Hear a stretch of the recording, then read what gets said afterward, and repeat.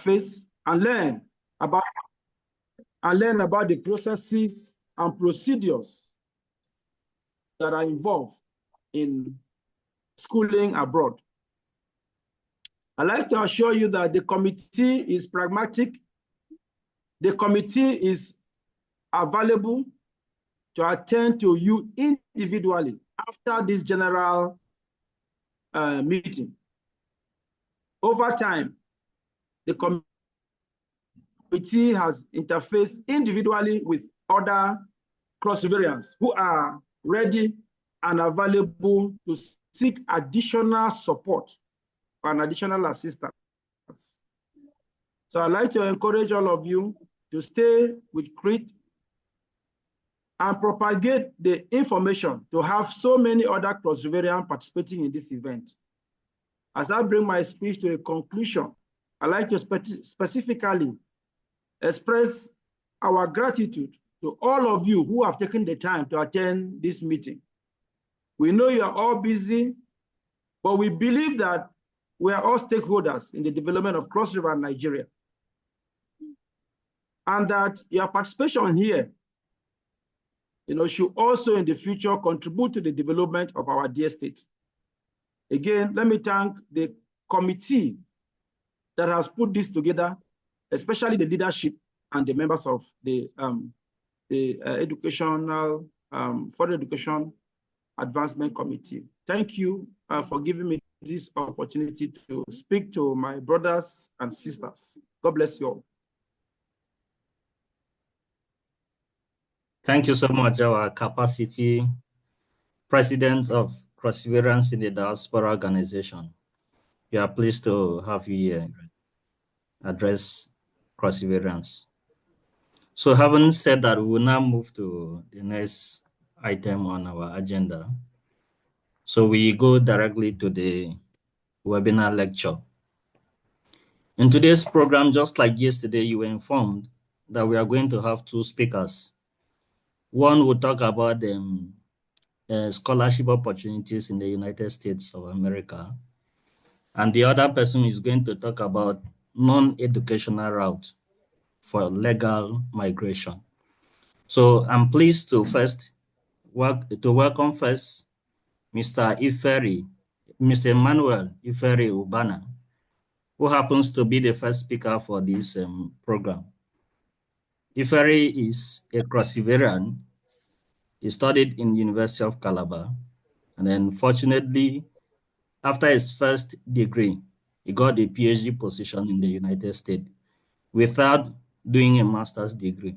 Remember, in subsequent webinars, people have asked these questions. The questions of this nature: if someone can get a PhD position without doing a master's degree. So Iferi is one of such persons. So he has a lot of experiences to share with us, and then we'll learn a lot from him. So without spending much time, I would like to invite the speaker, Mr. Emmanuel Iferi Ubana, to take over the stage and deliver his lecture.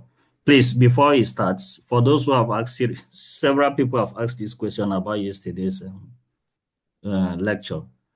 For those who are not on the WhatsApp group, it was announced yesterday that the link will be shared for you to join. Professor Mori will do the same thing. He will share the link. Please join the WhatsApp community. And then all the lectures will be posted that you watch them. So please, no need to ask those questions again. We have a lot of chats here requesting for the lecture. We'll make them available, and then you watch them after this. So please, Mr. Iferi, take over.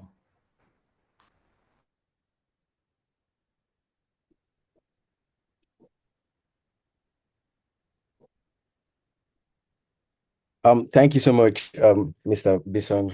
Can you guys see me? Oh.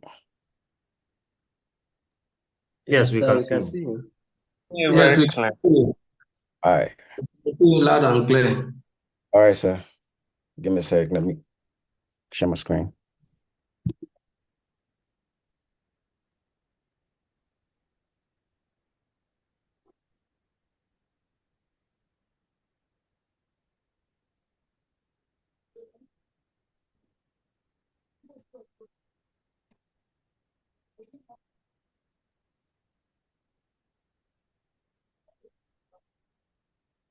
Okay, all right. My name again is Ubana Emmanuel Ferry, and I'm currently doing my PhD at West Virginia University, and currently I'm in my third year. And my PhD is in chemistry. I'm originally from Yaka local government, Cross River State. And today we're going to be talking about a guide to pursuing graduate studies in STEM and non-STEM fields in the United States. Can you guys see my screen before I continue? Yes, we can see your screen. Yes, All right. Yes, we we can. can see it. Yes. All right. All right. Thank you. Yeah. Okay. So we'll just get into it as soon as possible. So, why is this important? Whether in STEM or non-STEM fields, studying abroad actually equips you with like skills and knowledge to make a difference globally and at home. In case you decide to come back to Nigeria, you can also make a difference globally if you study abroad. It gives you the skills, the technical know-how, and a lot of things. So it's really, really very important, especially if you want to like advance your career and stuff like that. And that reason this is important is expanding your education internationally opens door to academic excellence, global networks, and you have so many opportunities. That's why I always tell people that like don't try and limit yourself to like one particular phase. Try and like go different places and try and see how you can see opportunities because the opportunities you're going to see here are very great opportunities. And then it enables you to like to talk to people, like to meet people that are very big in your field. Like let's assume you are in history, you are in chemistry, you see people that are very good and very important in your field. So it expands your education horizon and stuff like that. So we are going to understand the US graduate system, like because like a lot of people don't understand how this goes. Like when are you supposed to apply? What are you supposed to do? Well, how does the US graduate system goes like? Now we have 2 semesters here. We have the fall semester and we have the spring semester. So currently, my spring semester is going to start in January. So I'm going to start school like next week. Now, first is the fall semester. Why I like saying first is the fall semester is because this is like the most important semester. Very important because this is like where they admit a lot of students. A lot of students get admission during the fall semester. It starts typically in August, September. Let's say most schools go earlier, like maybe July 22nd, but typically it starts in August and September. Most programs, especially STEM programs, admit students during this term offers more funding and assistantship opportunities because, like I said, like coming to school in the United States to like as good as it is, it's always very expensive. So if you want funding and assistantship opportunities, the fall semester is definitely that semester you want to start applying. Now, application starts August to September of the previous year and ends last January. So, like, let's assume right now I want to apply for 2025. Let's say this 225 fall, which is going to start around August, September. I'm going to start my application 2024 August, September. That's when I'm going to start my application, start writing my application, start meeting some people, start sending cool mails to professors and stuff like that. So it starts August, September, and typically most schools allow the application process up until January ending. If you check right now, so many schools have closed the application portal, so you cannot apply again. But some schools still allow up to like late January and maybe beginning of February because you start getting admission around February. I got my admission around February, so most schools are going to close before then. Now, spring semester starts in January/February. Um, there are fewer programs and they admit less students and funding may be limited. So I feel like people that get mostly spring semester are directly from a professor. So let's assume you have a professor already, you've been talking to a particular professor, he's promised you that, hey, I'm going to give you funding. Don't worry, I'm going to fund your this thing, I'm going to fund your research and stuff like that. You can come during January. So that's when typically you can do this around January. Now, these are suitable for students who miss fall deadlines. Those are the students that definitely get to the spring semester. Now, what are STEM and non-STEM fields? I've been talking about that. STEM is like science, technology, engineering, and mathematics, while includes fields like engineering, includes fields like chemistry, mathematics, etc. While non-STEM fields is like the art section, so it includes humanities, social science, arts, and business. And everything I'm going to say here applies to both STEM and non-STEM fields. Yes, I'm in chemistry, but like I have friends in that year that in history, I have friends that are studying geography. I have friends that are studying different languages like French, France, and stuff like that. So this is applicable to both STEM and non-STEM fields. I got some information from my friends that have gotten admission that year. So one of them is studying Germany and he studied it in Nigeria. So like this is going to apply to both the chemistry guys, that's the STEM guys, the engineering guys, the mathematics guys, and also the guys in the non-STEM fields too. Okay. So now I'm preparing for graduate school. We are going to be talking about about 1, 2, 3, 4, 5, 6, 7, 8, 9 things here today. So the first thing is leveraging international academic organizations to advance your career, finding the right school, program, and professor for your academic journey, writing a cold email to the professor you intend to work with. I'm going to show you cold mail samples, academic prerequisite, transcript, and GPA expectations, because a lot of people be like, hey, my GPA is low. Can I still get this admission stuff? You're going to know about it today. Standardized tests. Some people's like, hey, I don't have a GRE. I don't have a TOEFL. I don't have this. I don't have publications. I don't have conferences. You're still going to know if you are going to get this or not. Now, statement of purpose. Yesterday, my colleague, my friend actually, Tom Smith talked about statement of purpose. I'm going to be saying a little bit about it here too, and letters of recommendation. Is a master or PhD easier to get for STEM and non-STEM fields? We're going to talk about that today. How many schools should I apply to? Where should I get funding for this application fees? Because a lot of my friends will be like, hey, application fees are very expensive. How would I get that? Especially if you convert the dollars to naira and stuff. And then finally, we're going to talk about a little bit about visa, and then that's it. So let's start from the first one, leveraging international academic organizations to advance your career.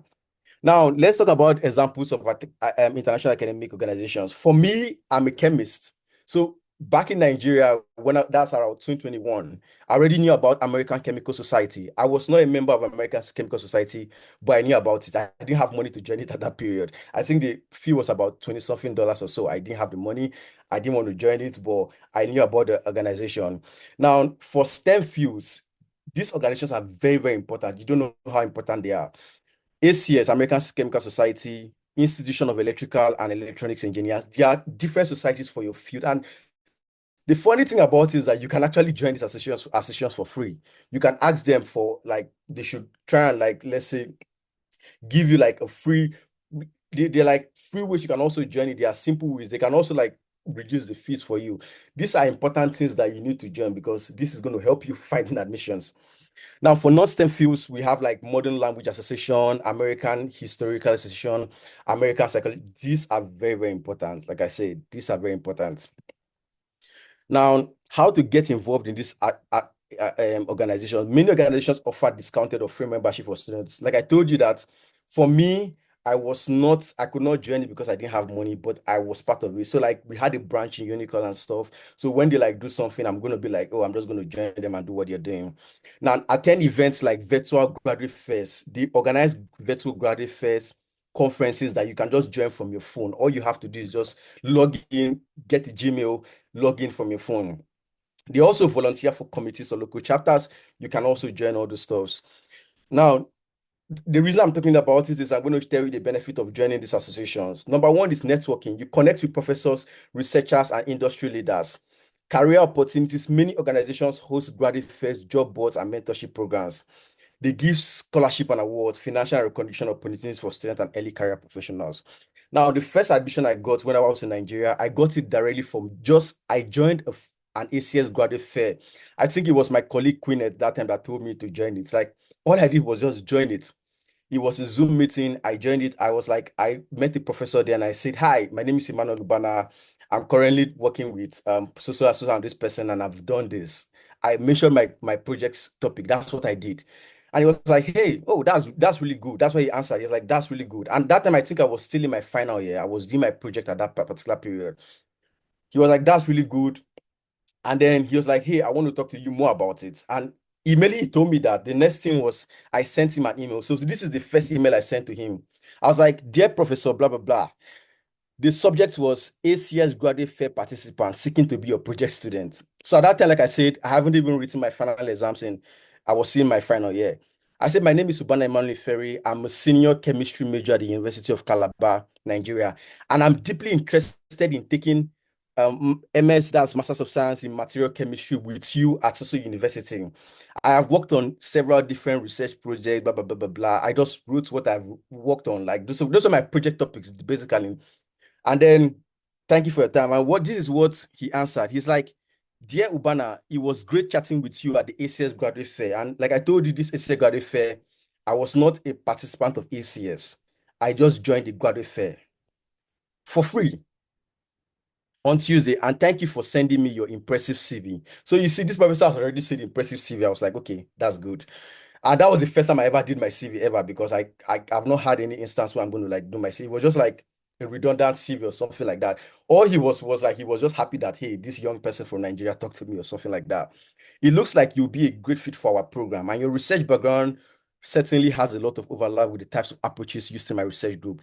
I think your computational skills, blah, blah, blah, blah, blah. He just said all this stuff. And forward everything, I got admission from that university. So now this is the admission I got from the university, but I rejected the admission because I got a better offer. So they said, Dear Emmanuel, blah, blah, blah, blah, blah, you've been offered admission. And I was like, oh, that's nice.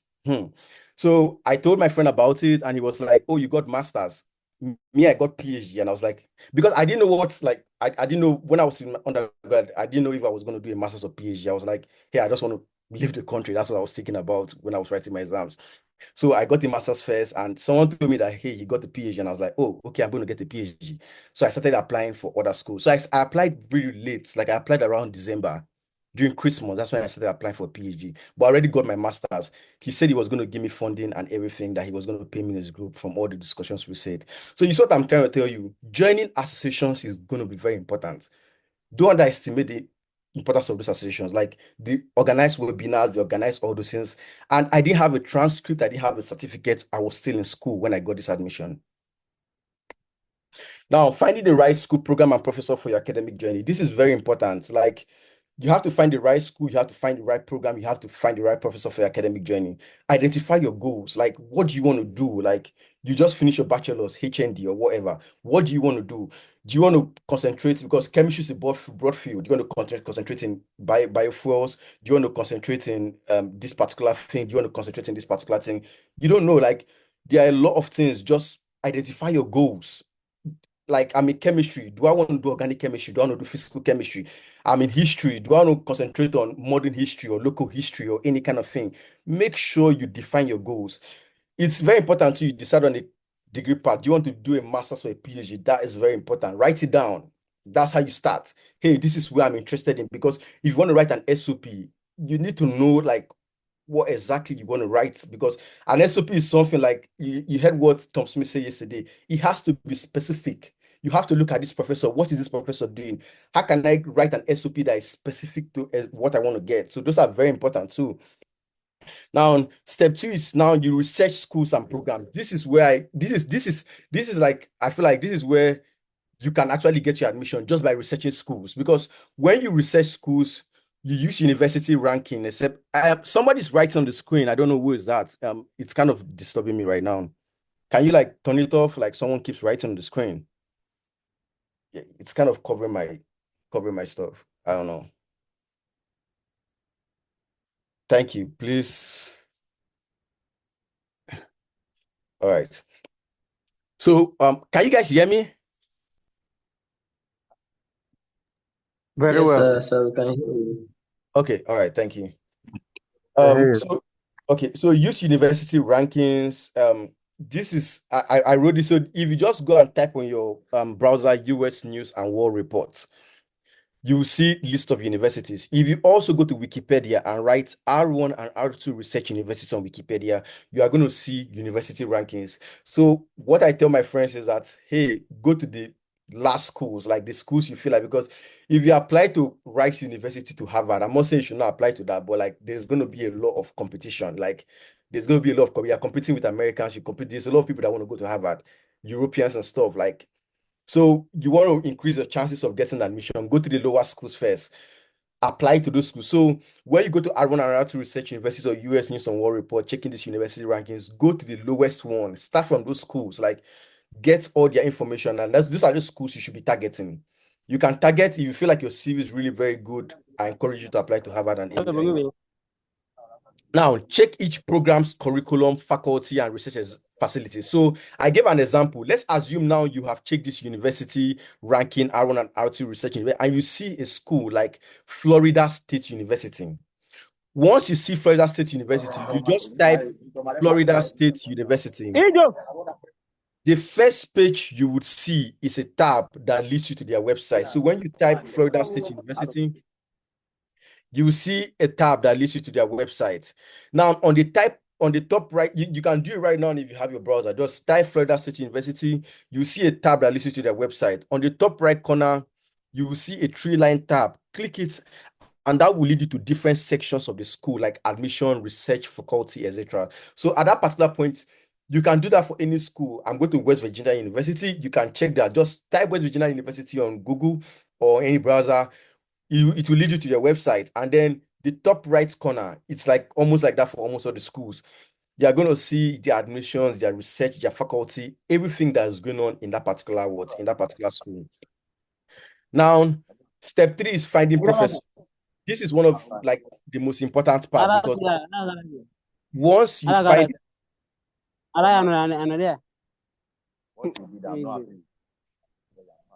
once you find a professor, can someone help me mute the person that is talking here?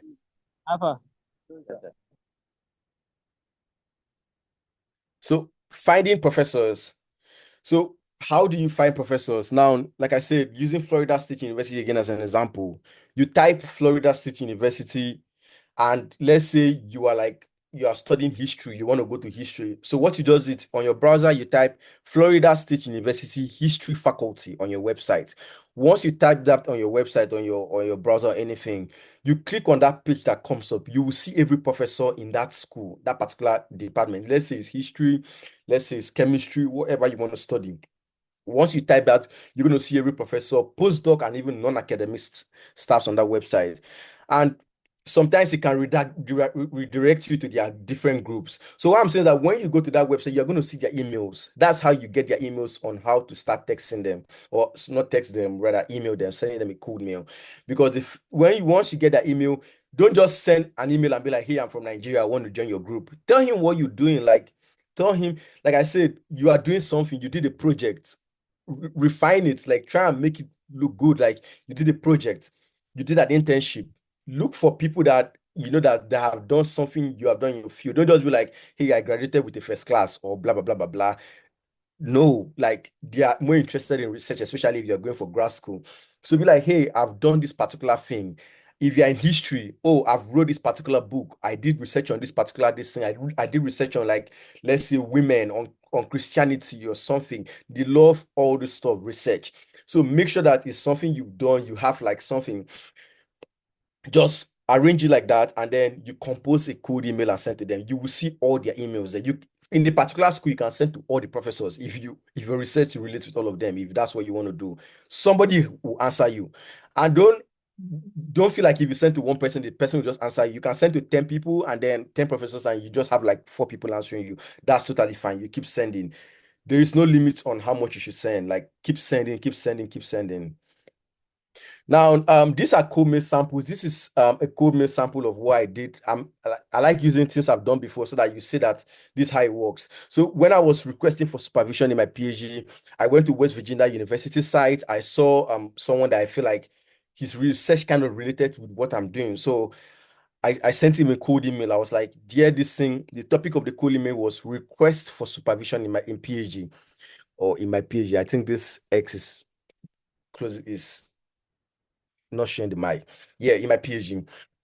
So, dear Professor, blah, blah, blah. My name is Bana Emmanuel Iferi. Keep it as concise, like just telling what you've done.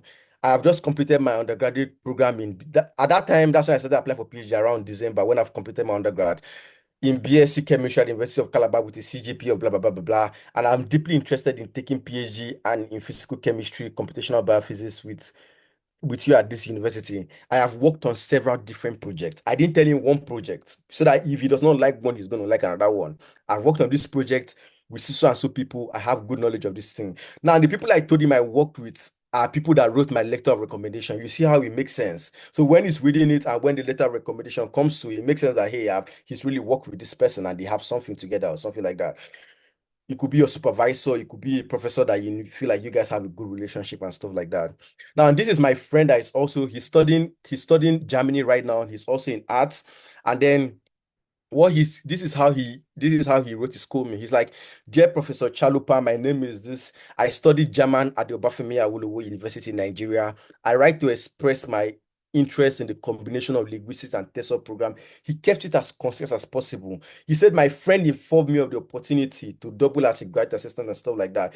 It could be someone you know, like let's assume if I know you in a very good way, like I could recommend you to my boss and tell my boss, "Hey, this person I know him, he studied with me too, and he knows what he's doing and stuff like that." So like it could be your friend, it could be anybody, but sending a cold email, you don't have to have a friend. Like I said, I didn't know anybody at that period. I just sent it based on what I knew. Keep it as concise as possible. Don't write too much. Very concise. Don't want to read too much. Make sure you align the project you are doing or something like that, especially if you're in STEM field. In non-STEM field, arrange your CV very nice. I think Storm Smith also said something about how to make your CV too. You don't use one CV for everything. Make sure that your CV is tailored to that particular thing you want.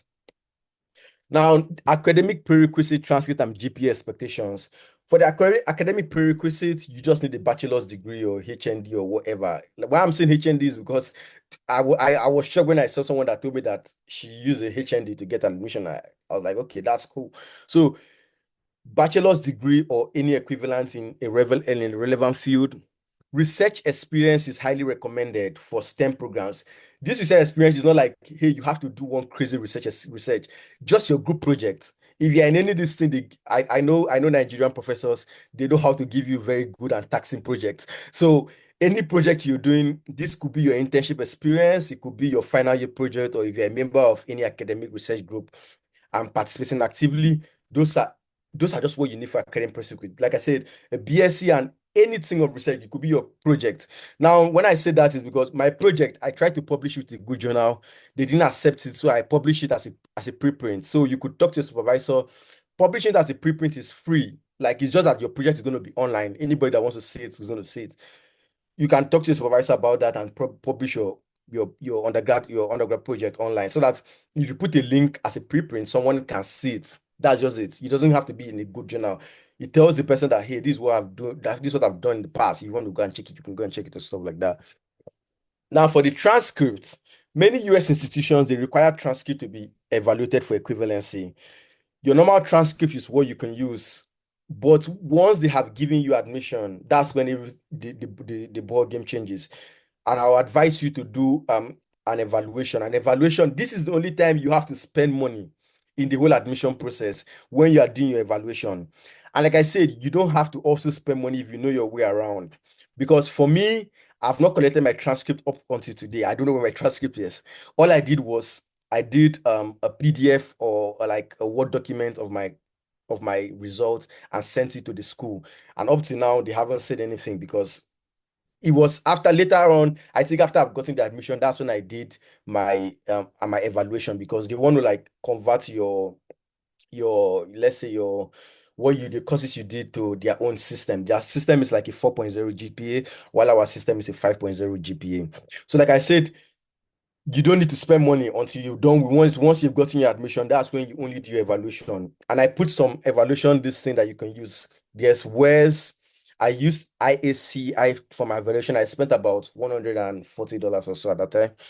I use this EC. Some people I know have used Where. So like I said, it's only if they've given you admission, that's when you have to do this. So you can just get your normal transcript and send it to them during the application process. Now, the GPA expectation. So typically you see that they say a 3.0 GPA out of 4, a 3.0 GPA out of 4 for most programs in the United States. That's what they use. Like if you go to their site, they'll tell you that you have to have a 3.0, 4.0 GPA. Now, competitive programs may require higher GPA. Like if you go to the Harvard, that's why I said don't go to all those schools. leave all those schools, go to like the lower schools, like I'm not going to mention any school right now online, but just check the lower schools, and then once you check US rankings, you're going to see a lot of low schools there. That's the schools you should apply to. Their GPA expectation is very low. Like they can say 2.5. 2.5 over 4. Now, if you don't know how to calculate your GPA, I put something here. Just browse Scholaro GPA calculator. Scholaro GPA calculator is free. Put your courses, it's going to convert all your courses from the Nigerian system to the American system, and you can see your GPA. This is not really important. Having a good GPA of, if you like, graduate with like a 5 over 5.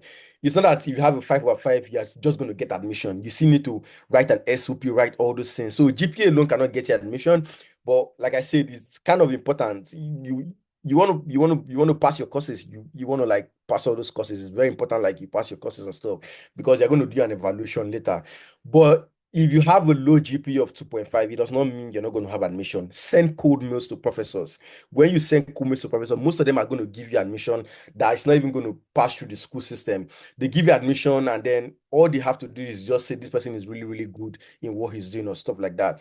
And then you can get admission like that.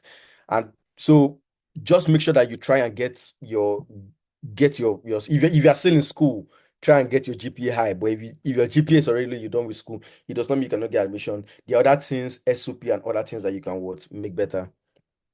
Now, for the standardized test, the GRE, GMA8, TOEFL, IELTS, I don't want to tell you that right now for Nigerians. I think I saw it on LinkedIn recently.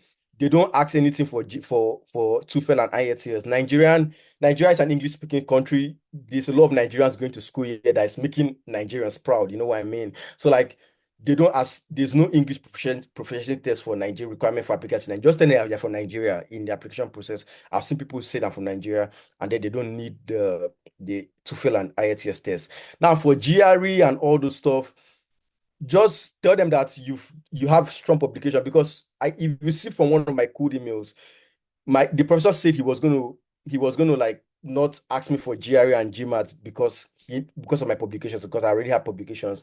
If you don't have any publication, like I said, you've gone to conferences, you've participated in conferences. If you've not participated in conferences, you've done a project. Tell them that you've done a project, and you can show them the project that's in English and stuff. This is just communication. These are human beings. Talk to them, send them emails and stuff like that. If you have a high GPA, you can also tell them, you can also put it that, hey, high GPA is going to do all this thing for you. Like I said, I don't have GRE. I've never written GRE. I've never written GMAT. I've never written TOEFL. I've never written any of those standardized tests. All I did was maybe a publication, GPA, and the conference presentations and stuff. So you don't need to write any of those exams. They are not important, I promise you. So you don't need this test. Now, statement of purpose. A statement of purpose, Tom Smith has talked about it already. If you were here yesterday, but if you're not here yesterday, I'm just going to do a run of a review. A good SOP is one of the most important things to get admission. Like it's like that is where everything is centered about. Like a good SOP. How can you convince someone to give you money? Like you want to like get the project, or you want to get something. How do you convince somebody? How do you want to take the money? Like you want to get money from your parents. How do you tell them like, hey, I want to get this money and stuff like that? That is where it's in your SOP. You want to get an admission, you tell them what you have, you tell them what you know, you tell them who you are. This is where it almost like, let's say 50% lies. Now, an SOP is opportunity to highlight your motivations, academic background, and career goals. I put like 6 paragraphs on how your SOP should go. Just use this. Like, this is what I used, and this is what a lot of people that have used have gotten admission too. So, like, these are 6 paragraphs you use to get a good SOP. The first one is make your entire first paragraph all about the problem you've identified, how you're interested in solving the problem, and conclude by mentioning how the program will help you achieve it. Paragraph 2, start with your academic qualifications and link it with the experiences that make you the most qualified applicant. Don't write more than that. Paragraph 3, talk about the university or program ranking if they are highly ranked, availability of top-rated faculty members, especially professors, because you talk to some professors before you write the SOP. So in paragraph 3, talk about the professors you've talked about, their research areas, what you like about them, and why you're interested in doing research with them. Now, paragraph 4 is like your career and your professional goals. Paragraph 5 is your qualification and experiences. Then you wrap everything up in paragraph 6, which is wrap up your SOP by briefly re-emphasizing why the problem you identified in paragraph 1 needs to be addressed. your qualification, how you look forward to resuming and learning from the best of their program at university. At anybody's request, if you want an SOP after this, that's why we have the CRID program too. So you join the group and then you ask, I can give you my SOP. I don't mind giving my SOP as far as I know you and stuff like that. So this is just like the 6th paragraph, how you get a good SOP. And we can also help you write SOP at CRID and stuff, like show you how it is or something like that. Now, for the letter of recommendation, letter of recommendations offer insight into your academic abilities, your work ethic, and your personal qualities from the perspective of faculty, mentors, or employees. Now, you want to have a good relationship with your professors. These professors that you see, they have publications. If you check these professors online, like the professor that wrote my recommendation, he has publications, like they know him online and stuff like that. So those people, you want to have a good relationship with your professors. Like you want to have good relationship with the supervisors, you want to have good relationship with your teachers, because those are who your recommendation. I had a friend that told me that when he was applying for a PhD, he was in China, he did his master's in China. The supervisor asked him that, hey, I want a recommendation from your supervisor directly. At that time, he didn't have a good relationship with the supervisor, so he told the professor that he doesn't have a good relationship, and he asked another professor still in that same university to write why he doesn't have a good relationship with his supervisor back in China. So like this, they want to know who you how you work with someone in the group. Like, who are you? Are you going to come here and be like, oh, I don't want to work on this project, I don't want to be like this. So this is very important. Make sure you have a good relationship with supervisors, with your professors. You know how our Nigerian professors, they are so nice, like they're going to help you write this. Just talk to them, let them know you, just be nice to them, and to, you know what I mean, like always be a good person and stuff, have a good relationship with them. Professors, research advisors, work supervisors and stuff. The key tip that I say is have a good working relationship with your professors and supervisors. Those people are very, very important. They talk good about you, they will write a very good letter of recommendation for you, I promise you. Now, is a master's or PhD easier to get for STEM or non-STEM fields? I normally get this question, and I'm just going to write 4 factors I've talked about with some people too, and I've seen online too. So, for the ease of admission, a master's is easier for the STEM fields. PhD is competitive, but it's funded. You can get a master's. When I got my master's, it was not funded. I had to talk to the supervisor and tell him that, hey, are you going to fund it for me? But he said, okay, yeah, I'm going to fund it. But if you get a PhD in STEM field, it comes with funding directly. Like they cannot give you a PhD without funding. That's it here. So if you get a PhD, you get your funding, and the funding is your school fees. They pay you to school. They pay you to go to school. It covers everything. So you don't need to spend anything in America. Everything, the school is going to cover that for you. That's why I always advise people in STEM field, hey, just apply for a PhD instead of a master's. So that's it. For non-STEM fields, a lot of my friends I've seen in like the art section, I've seen somebody in mass communication, they always do masters. I used to ask them why. They'd be like, masters is very easy to get because most non-STEM fields, they don't have funding for a long-term PhD. You only get that when you come here and you've already done a master's. But if you come from Nigeria, I bet master's is going to be easier. It's going to be like one of the easiest way to you to leave the country. So focus on masters for non-STEM fields. You can do it. If you get a PhD funding, good for you. But like from what I've seen, a lot of people that come from non-STEM fields, they always come with a master's and then switch to PhD when they come in. Funding ability, PhD is widely funded for STEM fields, master's is less so. And for non-STEM fields, we have limited funding for both master's and PhD, but a lot of international students I've come across are funded master's students, like I said. Required experience for STEM field, research is important. You have to do research because the first code email you're going to send is, hey, I've done this research, not, hey, I have this CGPA. Research is very important for PhD in STEM field.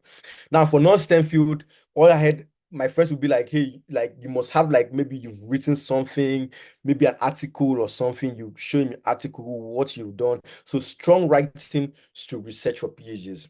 Now, the job prospect post degree, if you want to know about that, for STEM fields, as fast as you come here, you do a STEM, this thing, you're going to get a job ASAP. We have OPT, that's 3 years. So even after you're done with your school, you can stay in the United States for 3 more years while you still like looking for a job and stuff. So you're going to get a job whether you are doing your master's or PhD ASAP.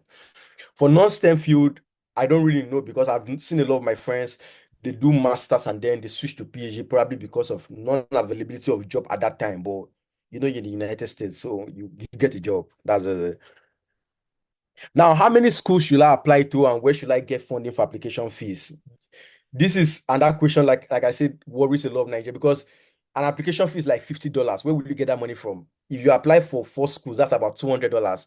Convert it to our currency, that's very high. Think about, I don't know, right now, but it should be about 400 or 300 something thousand.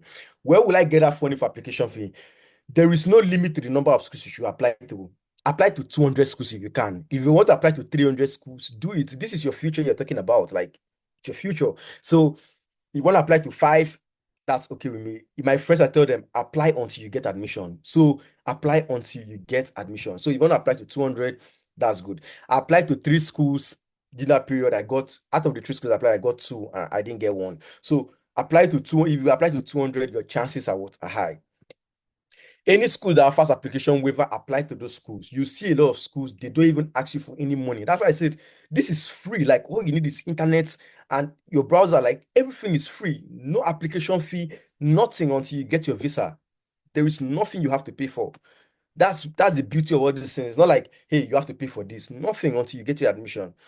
A rule of thumb for me is that if you can pay for 1 or 2 application fees, that will increase the chances to get admission. If you have the money, pay for it. If you don't have the money, that's fine. Get to go to schools that offer application waiver. Join academic organizations. I'll say this again and again. ACS, even if you are done with school, still join. Just go online. How can I join an academic organization? Send an email. You see their webinars and stuff like that. Join it. You can talk to the professor there too. And like I said, these people, they will talk to you. They're not going to snub you, especially if you have something to say. As they sometimes provide financial support or access to fee waivers for members.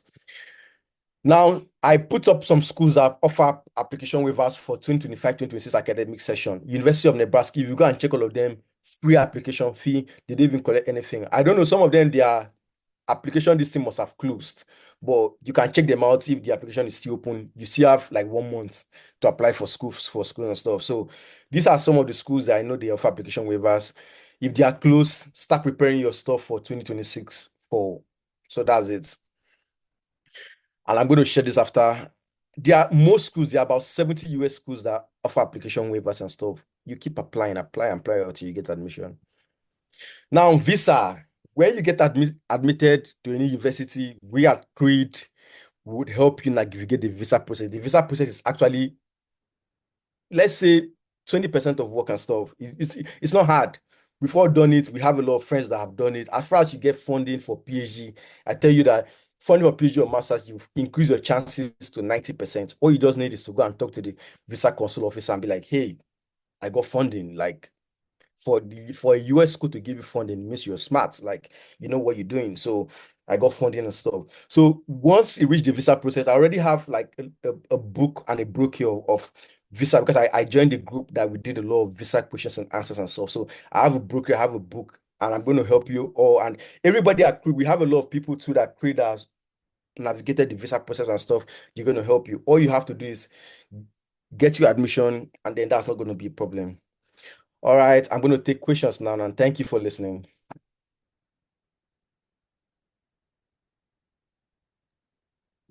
Thank you, sir. That was wonderful. Seems going there. Yeah. Hello, excuse me, please. The moderator is here. Please, can you, Ernest, please take over. Thank you, sir. Thank you, Mr. Emmanuel Obana. Thank you, sir. Thank you for that wonderful presentation. You know, you are one person that I hate so much about back then in Unicam. And having you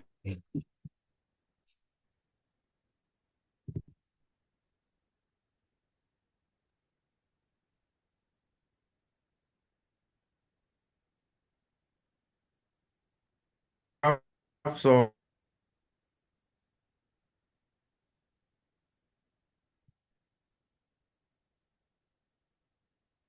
so we can take questions while we prepare our minds for the second presentation. Oh, I feel he had broken down everything very well.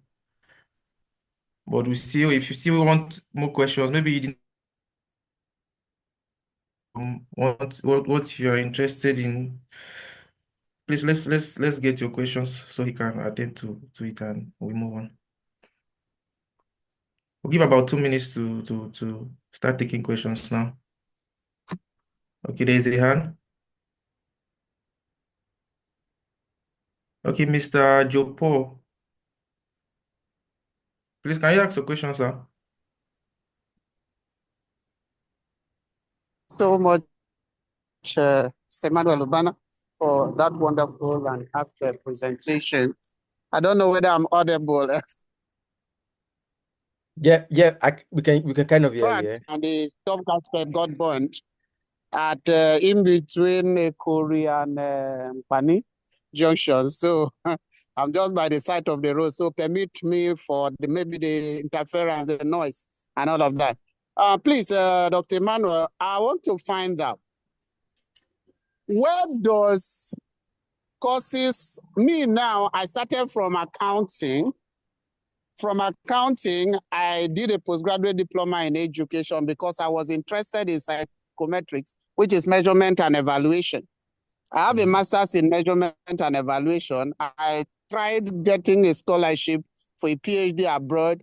The connections, the linkage are not there because in Cross River State, I don't think we have up to 10 professors in that field. I don't think 10 is even outrageous. I think we have just about 5 professors of Cross River State origin in measurement and evaluation. And now there is an aspect of measurement and evaluation that I have come to discover that in the entire Nigeria, people don't even delve into that. But the global trend now is the psychometrics aspect of it. So number one in my question, where does measurement and evaluation fall? In Nigeria, it is in education. But I've seen some universities abroad where it is domiciled in psychology within the humanities. So how can I also get connections, one, about professional bodies abroad, where does this fall? Is it in STEM or non-STEM? How do I get connections to be able to get an opportunity, even if it's postdoctoral? I am already in my second year PhD in Unicross now. So how do we go about that in this kind of field that you don't even have people to be able to guide you? Even professors, I've met some of my professors in Unica to assist me with connections to join professional bodies within the measurement and evaluation. I've not been able to get that. Okay, that's a very good. How some of us get the linkage. Thank you. Okay, that's a very good question. Should I answer each individual question or should I wait for everyone to ask the question? The moderator. Please let us take more questions before you address them. Okay. Let me write down what he says so I don't forget.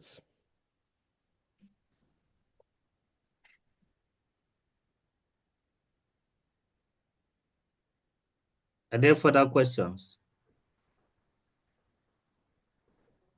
Somebody is asking on the chat section. Okay, the chat section. That Okay, if it's possible for a student that has second class lower to get an admission.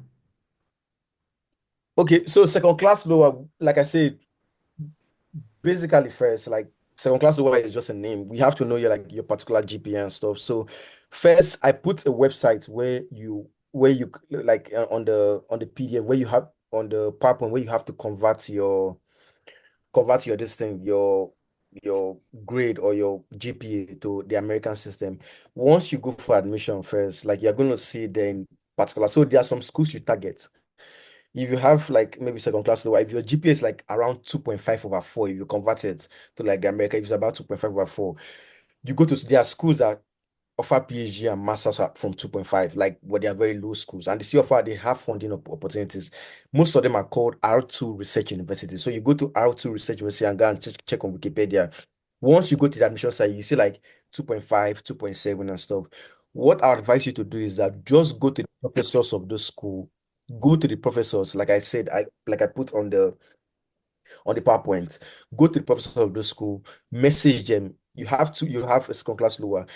You've done research or anything on your project. Now it's left for you to be able to like come up with a good way to like, hey, because you see when that the second this thing code email I sent, like I showed you, the person did not put anything about CGPA. All he said is that I've done this particular research. So your CGPA first is not going to be like a problem. Just get this person to talk to you, get to know him. If he likes your research, he's going to be like, hey, I think I like your research. Great research you're doing. Apply to this school. Then you can tell him that, hey, because of so this thing, I think I was sick or something during like the school period or something. I missed a particular semester that made me have like something or like a low GPA or something. Explain to him. Like I said, they are humans.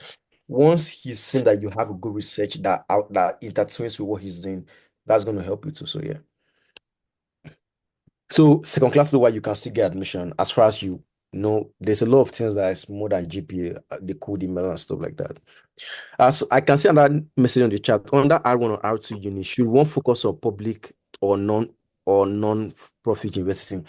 So once you go into grad school, you are not going to pay for it in the United States. So whether it is public or non-profit or profit or anything, grad school they pay you because you have to join the group number one, and those group they seek funding and stuff, so they are going to pay you. So go for anyone as far as it's like a university in the United States, and as far as they have like a grad program, whether public or non-profit, there is no preference. Go for anyone. Okay, Mr. Mando, there's a question before the person is asking how to join. What are the things needed to do to join the ACS with a reduced or no fee? Okay, That's, so I think the person is speaking from a chemistry background. okay, so I'm going to put a link to join ACS. You can join ACS without paying first. I think there's a lot, you're not going to have access to a lot of things, but you can, there are free memberships you can join without paying anything, but you will not have access to journals and everything. It's just like you're a member of ACS or something like that. Then you can send an email to like to the like, I can find that later in my chat. But there are people you can send email and tell them that, hey, is there a way you can get a reduction in fees? And maybe if it's like $20 or 20 something, because me, I pay about $40 per year or something. And then you can pay like $10, which is like 10,000 or 15,000. So can you just put the email on the chat on the creature? Then I'm going to find it before the end of the second presentation. I'm going to put it on the chat. We should email for like a reduced fee. Okay, there's a question also in the chat, but let's take a question from Sunday Moses Elemi, who's raising his hands up. Sunday, can you unmute yourself and ask a question? Yeah, good evening from Nigeria. Thank you very much for that wonderful presentation. I studied geology from University of Calabar, and I've been applying for scholarship right from my final year. And thank God that you have really eschewed some of the errors I made. So I believe I will not make such errors again. And if you have applied for admission and you get the admission, and if you're not able to meet up with maybe there are some circumstances that made you not to catch up with the admission at that point in time, will it be deferred for maybe the next academic section that you can maybe go for it?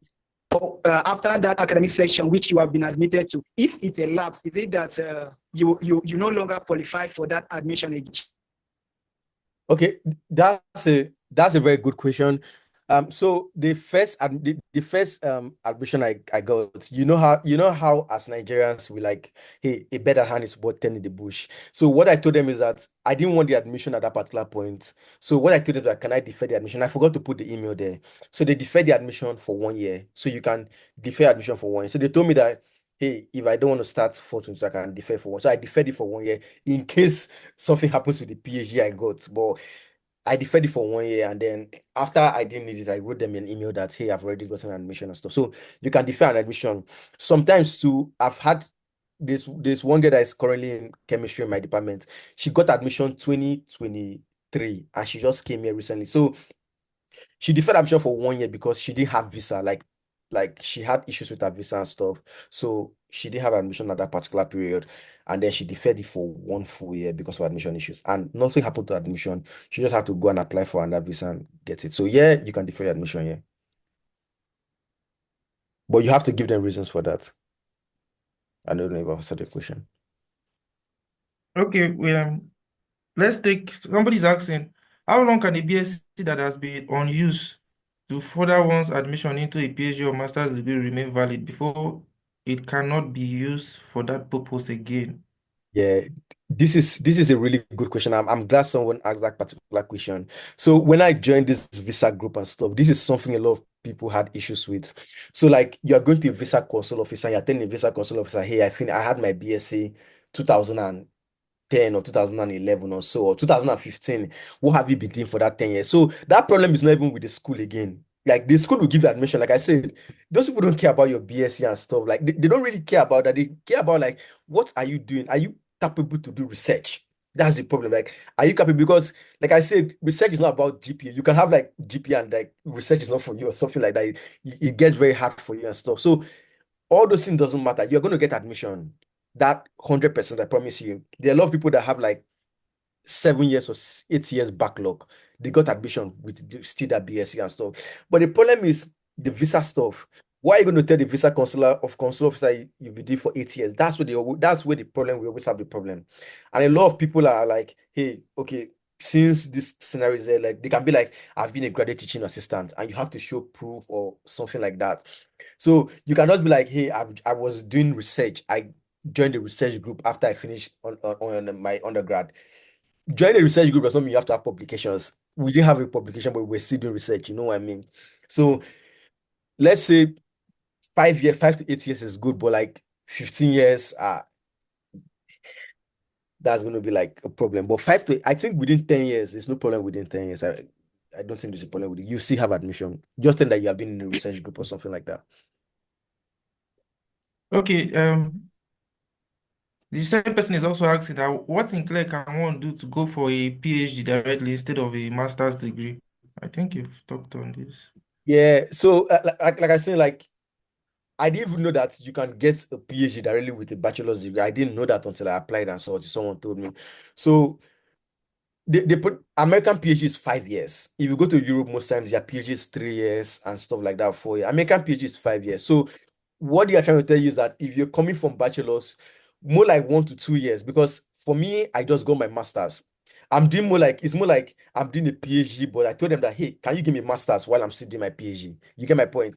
So like that's why it is 5 years. So with 5 years time, you can do a master's. Their own thinking is that you can do a master's for 1 to 2 years, then the rest 3 years is going to be a PhD. But if you don't ask for the master's, they're not going to give you. You are doing a PhD. It's just that I just told them, hey, can I hold a master's first as I'm still doing my PhD?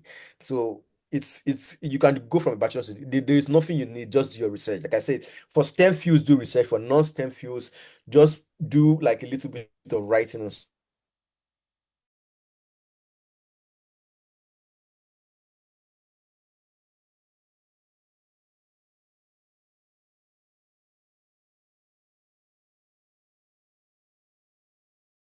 stuff like that. Them to Students effectively handle situations where lecturers or professors are unwilling to repeatedly write reference letters for them. Since we are applying to multiple schools, like in situations where you have to put in like 50 applications, like you mentioned, and then since it will be overwhelming for the professors to keep sending motivation letters and for each of those it's always a challenge. Yeah, no, I promise you that's a good question because for me and my professors were like the people like that wrote my recommendation, we are really close. Like even outside school, like we do research together and like I feel like Nigerians are like very nice people for me. Like before they write a recommendation for you, they have to work with you. When I was applying Yeah. when I was applying for internships, I asked someone for a recommendation. He was like, I don't think I've worked with you. I've just seen you around. You know what I mean? And it's like I'm not writing a recommendation. But here in Nigeria, like we are lucky enough that we are good people. Like if someone comes and tells me to write a recommendation, I'll just be like, do I know you or do you know somebody I know? You know what I mean? And write a just be nice to your professors. Get a drink, give it to them, or say like, hey, sir, I'm going to be applying for schools. These are the total number of schools, probably like 20 or 30 or something. Get your professor a drink, buy a drink and give to him. He's going to help you as far as he knows you. It's just that like you cannot be rude about it and be like it's a very like strenuous place. Somebody's asking me, hey, send a competition letter up to 50. I'll be like, you have to know you, be nice to them, help them out. Like talk to them, be friends with them rather than just being like having like a normal relationship. Be friends with them and stuff like that. I promise you, they want to see you succeed. Most Nigerian people want to see you succeed. So yeah, just be nice to them. Yeah. Oh, okay. Thank you. So somebody's saying, is actually, you said it's advisable for those in STEM field to apply for PhD that comes funded rather than MSc. So my question is MSc not a requirement? Oh, I think you answered this. Yeah, MSc is Okay. not a requirement. Yeah. So because PhD comes with funding, and I think PhD is easier to get than MSc. I don't know. For STEM fields, I feel PhD is easier because once you get PhD, there is no more writing of email to be like, hey, can I get funding? As you get your PhD email, you get funding the next day or the next week. But MSc, once you get MSc, you have to go and talk to the supervisor and be like, hey, am I going to get funding or something? Because when these professors write like funding, they don't put masters most times. What they put in their funding is that, hey, I'm going to have like 10 PhD students, 5 postdoc. They don't put masters. So most times it's very hard for them to like just give masters funding. But for arts people, most of them don't get research funding. So once they get admission in masters, they get teaching assistantship straight up. That's why I said for art students, humanities and stuff, just apply for masters because you're going to be a teacher when you go like a teaching assistant, and then that's how you're going to get your funding. Most professors here in art, they don't have a lot of funding from what I've seen. It's mostly in STEM that have a lot of funding. So target masters if you are non-STEM. You can also target PhD, but target masters very well. Then for STEM field, target PhD. Okay, Mr. Emmanuel, your hands up. Okay, just so that we can take also the next lecture. Before you conclude, Ifere, please, can you also help and address the concern of Jopod? How can someone register for Yeah. professional bodies outside of the chemistry, ACS and others? Are there links or something? Okay. Thank you for the first one. So what I wrote here was, so from your question, I'm thinking, from what I saw, you did accounting and BSc, and then for your postgrad, you are doing measurement and method. So from my idea, I feel like you are going to be more fitted for statistics. That's what I'm thinking. Because if you are doing measurement and method, it might be more of statistics than even accounting and stuff. So you can join like the associations you can join for statistics if that's cool with you. I don't know where your applications of measurement and methods is, but for my knowledge, I think it might be statistics. And then um I can find before the end of the meeting, I can find this thing associations that you can join as a statistics field. But if you want accounting too, I feel like accounting is for me, you're going to get admission more if you stick with accounting than statistics because accounting like they have a lot of funding. Yeah, I'm sure about that. But statistics, I don't really know. But I can still show you assistance you can join statistics. And it's a good thing that you say that a lot of people are not doing it in Nigeria. That is a good thing because that's how you're going to get admission. Because a lot of people are not doing it. If a lot of people are doing it, then why do you want to get admission? It's a good thing that a lot of people are not doing it. So you're going to put that in your SOP and stuff like that. That's one of the reasons too you want to get admission in the university because a lot of people are not doing it. So before the chat and I'll put like I said let's say associations and statistics that you can join, international association that probably going to be like subsidized for you for free. If that answers your question, but if it doesn't answer, we can still talk later or email or message me or email or anything, and then we are going to talk about it later and how we can streamline the process for you. If that works for you. Okay, Prof, I can see your hands up. So please.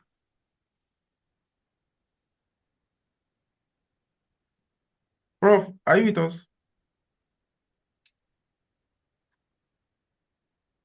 Yes, please, I'm here. Okay. All right, so I saw the need to jump on the conversation when I saw someone post. I saw a message on the chat box. It's a caveat. He said a friend of mine created a Gmail address for all his supervisors and used it in applying for over 10 schools. So I just wanted to point out that that's fraudulent.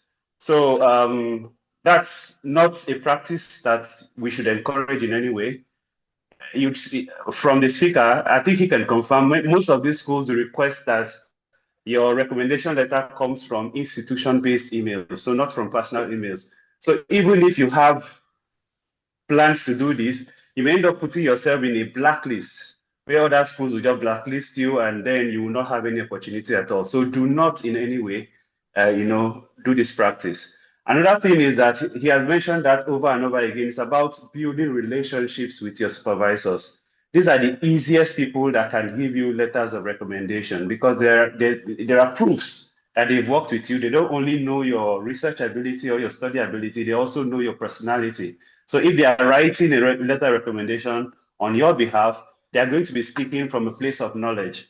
So it is very important while you're doing your bachelor's degree or your master's degree, please and please build very strong relationship with your research supervisors and also extend this relationship to your lecturers because these are the people that will help you. They are the ladders that you can climb on. Another very important thing to do when you're requesting for letters of recommendation is to prepare a draft letter of recommendation for those supervisors and the people you want to, write a recommendation letter on your behalf. So when you prepare a draft, you've already shown them that you're interested in this process. They would go through it, fine tune it so it's easier for them to jump on writing a letter of recommendation for you. So it's very important. You prepare a draft, they can now build on the draft, and it will be easier for them going forward. For my case, I've written lots of letters for people I know personally. I do not write for people I don't know. And on my computer, I already have folders for different people so that if I have to write it repeatedly for different programs, it's easier for me to tailor to the different institutions. I want to thank the speaker very well. The presentation is quite broad. There are many things he talked about. You would agree with me that getting a position, not just in the USA, but any part in the world, is not a walk in the park.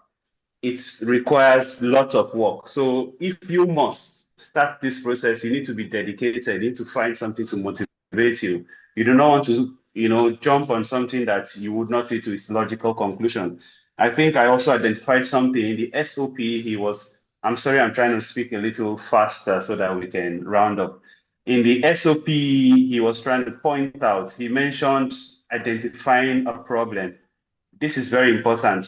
If your SOP must be sellable, you need to find a problem to solve. There are many problems around the world. So first thing you need to do is to find a problem within your research field and then try to give the supervisor an idea of how you think this problem will be solved. Okay, this is the only way you can draw interest. Identify a problem and then provide a solution to that problem. I think I noted down a few other things. Someone talked about the gap year thing, which he has answered very well. The university will not have a problem with your gap year as long as you've given them the proof to believe you can be able to carry out research. So they don't care about that. It's a visa officer who looks at all of these as red flags. So it is your burden of proof now. You need to show reasons why you left that degree unattended to up until now. So if you can provide evidence in between, I think that will not be a problem. But in the whole, it's a very interesting presentation. From the questions that have arisen from this presentation, you can tell how it meets many requirements as to the listeners. So I thank Emmanuel Upana Iferi for this wonderful presentation, and I hope that more questions that shall be coming up would be directed in the WhatsApp platform where he would also be added to so that he can address them.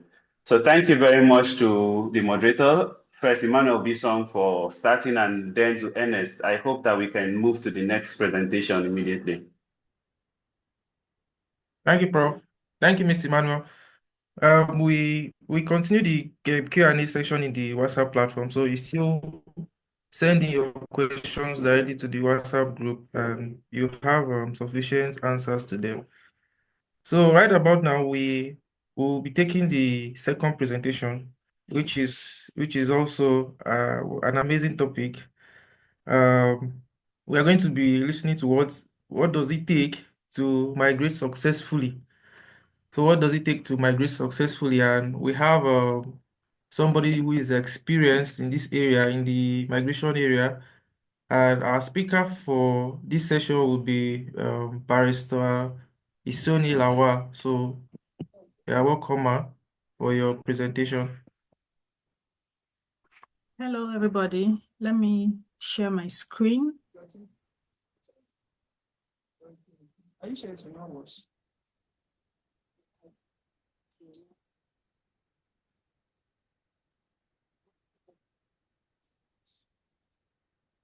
Okay, so good evening, everybody. Good evening and good morning from wherever you're joining. The topic we are going to take today is what does it take to migrate legally? So this is a comprehensive guide for cross-riverians that are aspiring to migrate or to relocate. My name is Isone Lawal. Orokinyang is my maiden name. So I just put it here in case those of you that are in Calabar, you see my father, you just say hi to him for me. So I'm from Cross River State, Aguagune, Biase local government. I'm the PMRO of CRID, Cross Riverians in Diaspora. I'm also the chairperson of the CRID Migration Committee. And I'm a lawyer. I work in the migration sector in Germany. So my day-to-day activity is more or less talking, consulting with people who migrated to Germany, Europe as a whole, and people who have issues here and there in the migration process. So I think I am in the best position to talk about why you should actually migrate legally. So first of all, why do you have to migrate legally? I know a lot of us want to migrate, want to run away, I would say so, but there are so many reasons why you should go legally. So the first one is you're going to avoid risks of exploitation and deportation. So many things happen. I have stories for 20 days. Like I can tell you so many stories if you do not migrate legally and what's going to happen. You're going to be deported. So many things are going to happen. And you can also build a stable future if you migrate legally. Like you're going to sleep and wake up without having any headache. You're going to have better access to opportunities for your family, for yourself, for your education. So now, if you want to migrate, what are the things you need to do? The first step you need to do is to decide on the continent. So where do I want to migrate to? Most times, this is always the last, but I want you to also think about it as the first because there's so many factors, migrating to different continents. So where am I going to migrate to? Then you choose the country. Which country am I going to migrate to? And then you choose the route. So which route am I going to migrate? Which route am I going to follow? So there are a whole lot of steps you need to think. So as you're listening to the presentation, I want you to start thinking about it. Which continent do I really want to go to? Which country do I really want to go to? And which route do I want to use in migrating? Before you begin to migrate, after you've thought about this first step, you now begin to think about, again, what type of visa am I going to use? So when you think about the country you want to migrate to, now you begin to think about how do I want to go to this country? So then you have to research all the visa types and also check if you are eligible to migrate. And then you check your financial preparedness. How is your bank account like? Do you have money? Do you have a means of saving? Do you have a business that would give you this money? And then you check the language proficiency. So not all the countries in the world speak English. It means if you want to go to a country like Spain, you need to learn how to speak Spanish. If you want to go to China, something like that, depending on your route. So you could actually go to these countries without the language, but these are things you need to learn as you stay in the country. So you need to put it into consideration. And then you need to make research on work opportunities and cost of living. Some countries are more expensive than some other countries. Switzerland is more expensive than the Netherlands. So you need to look at, the financial implications of migrating to one country and also migrating to the next countries. Now, what are the challenges in migrating legally? I would also tell you that if you want to migrate illegally, you might not have a whole lot of challenges. Like you can actually enter the country very fast, but that's where your problem starts. But if you want to migrate legally, you might have challenges because you have to go through the whole process. Sometimes you have long processing times. Sometimes you have strict eligibility requirements, which you have to fulfill. And sometimes the money requirement, financial demands is so high, you also need to fulfill it. But I tell you, it's always good if you can sit down, look at all the legal requirements you need to migrate, fulfill this legal requirements before you migrate. You're going to sleep better at night, when you do that. So let's talk about the different migration routes. We have the student route. Of course, we've had some lectures about it, and we all know if you want to travel, if you want to relocate, you could go as a student. This is one of the easiest routes because the process, which is also quite cumbersome depending on the country, is a very legal way. You just get into the country, and also you could also have time. Each country has a different way of, staying in the country after your student route. So this is a very good route you could use for your migration. You have the work visa route. Now, each of these things I'm talking are very different according to different continents, different countries, and different regions. So you have the work visa route. Some work visa route will take you to look for a job in the country. Some would give you a job before you even get to the country. Some of them go with the sponsorship route, So this work visa is also something you can look at if you want to migrate to any country. You have the family reunification route. So if you have a family in this country, maybe your daughter is in the country, your spouse is in the country, your grandchild is in the country, a relation is in the country. Right now, we have the Russians coming into Europe because they had a forefather who was a German. Do you understand? So each country they all have different routes, okay? So just go through each of the countries' family reunion route and check to see if you're eligible in a way. You could have a friend and the friend could bring you in. So this happens too. There are different routes. Canada has a route like that too. So this is something you have to look at. And then you have the asylum refugee status route. So this route is basically in Europe. I think it's very, Europe has a whole lot of this, this particular route. So you could come into the country legally, and then you refuse to go back, and you go through the asylum. Asylum means you say maybe you have a problem why you cannot go back to your country, and so you tell the people, okay, I want to stay in this country, please, this is my story, and this is why I want to stay here. So that is also something you can do. And there are different types of asylum and refugee routes. So it could be political asylum, maybe you're running away from quote and unquote one politician, one thing, you said something, so that could also be a route that you could use to migrate. It all depends on your situation. And then we have the business and investment route. So if you have money, you're a very wealthy person, you're into a lot of investments, you could also use this route to get into some countries. So all you need to do is to invest in these countries, or you use your business route, what you do as a business person to get into these countries. So that's also a route you can also use to migrate. We also have the job seeker route. So you do not have a job, but you feel that you have all the requisite skills and that you want to go to this country to look for a job. The US has a route here, and so many European countries also, they have visas for job seeking. And this route is actually a route that works. Like they give visa for this particular route. Then you have the highly skilled workers visa. So you're a highly skilled person, could be in any field. I have a friend who relocated to the US in December. He's a highly skilled security advisor. He's worked in multinational oil companies in Nigeria.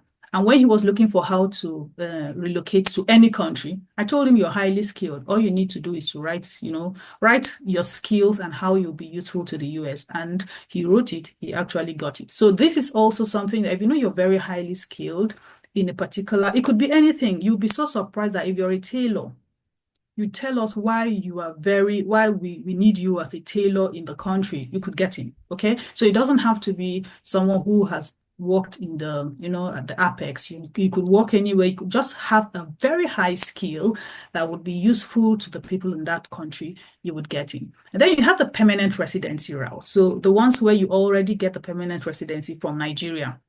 Before you come in here, there are some routes that are like that. And then you have the self-employment or the entrepreneur visa. So there are a whole lot of different visas. So I took the liberty to divide it into, I think, 4 countries. So just to give us an overview of how these different routes are like. At the end of this presentation, I'm going to send the presentation to the coordinator so they could give it to you, because we're not going to explain each and every routes category. So I'm just going to pick, some of them, and then we go on because there are a lot. So we start from the United States. The United States, we divided it into the educational pathways and the non-educational pathways. So for the educational pathways, we have the student visa.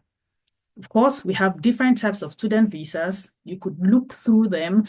Remember what I said? I said, before you relocate, make sure you go through all the routes that the country has. If you want to go as a student, make sure you understand exactly what the requirements are, eligibility criteria is, so that you will know the one to choose and the one that will be easier for you.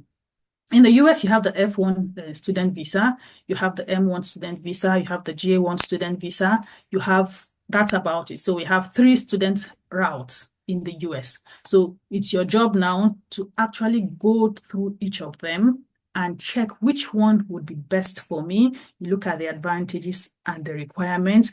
I have done a good job of putting it together for you, so you could sit down, and go through them accordingly. Then the non-educational pathways, we have the occupational visa. So for people that are in specialized occupations, I have someone who went to the US in this field. His occupation was not even very specialized, something that was like a mechanic, this welding, some welding. So now he works with a company that develops elevators. So this is also something you could look into if you have a specific, like I said, specific occupation or specialized knowledge in a particular field. You could look into this different visa. So you have the H1B visa. You have this other one here, intracompany transferee visa. This one here is for I've seen this one also play out. Someone went from the British Tobacco. Okay, that's Canada. But he was transferred from Nigeria from Ibadan straight to, is it Ontario or Vancouver, one of those places, straight, So this is something you could also do. If you already work in a company that has a branch outside the country, you could also look to transfer. I also have a friend that transferred from Warri. He works in Total. He transferred from Total to Paris directly. So Paris also have Total in Paris. He transferred from Warri to Paris. One of these visas was the visa he used. So these are also pathways you could use to transfer. So it's not about student visa all the time. There are so many other routes you could use and it works. And then we have the EB2 and EB3 visa, which I really like. The EB2 visa is a visa for skilled workers. The EB3 is if you have a job or job offer already. Now, I want to talk about the EB2 because it's a visa that right now they are getting approvals. I've had about 4 people who have gotten approvals for the EB2 visa already. One of my friends left from Belgium straight to the US from this. I have 2 friends who are already in the US and they had to apply for these visas and they also got it. Now, this visa route has a very long, it's a very tedious process. You have to write a lot of petition. You have to write why your skill. I told you already, you have to write why your skill, why the US needs your skill. You have to write a whole lot of things. But if you can do it very well, you would get it. The time for the consideration is very short. As long as you send in all your documents on time, you are actually going to get it. So most times you need to put in the work. And when you put in the work, everything works for you. And then we have the family-based immigration visa.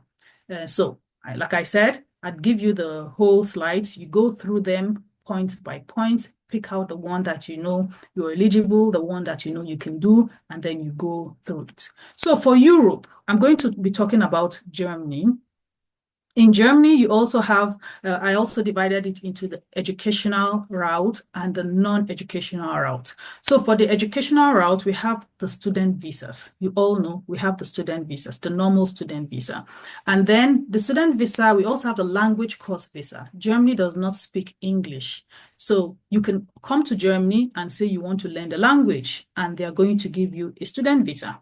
So after you learn the language, you go back. Right now in my house, I have someone here who came from, she's a Nigerian, but she came from Cyprus to learn the language, and she got a student visa. So what I'm trying to tell you is that these things are very possible, okay? Get to school, pay the school, go to the embassy, tell them you want to come and learn the language, you come and learn the language. You get into Germany. When you get into Germany, you find your level.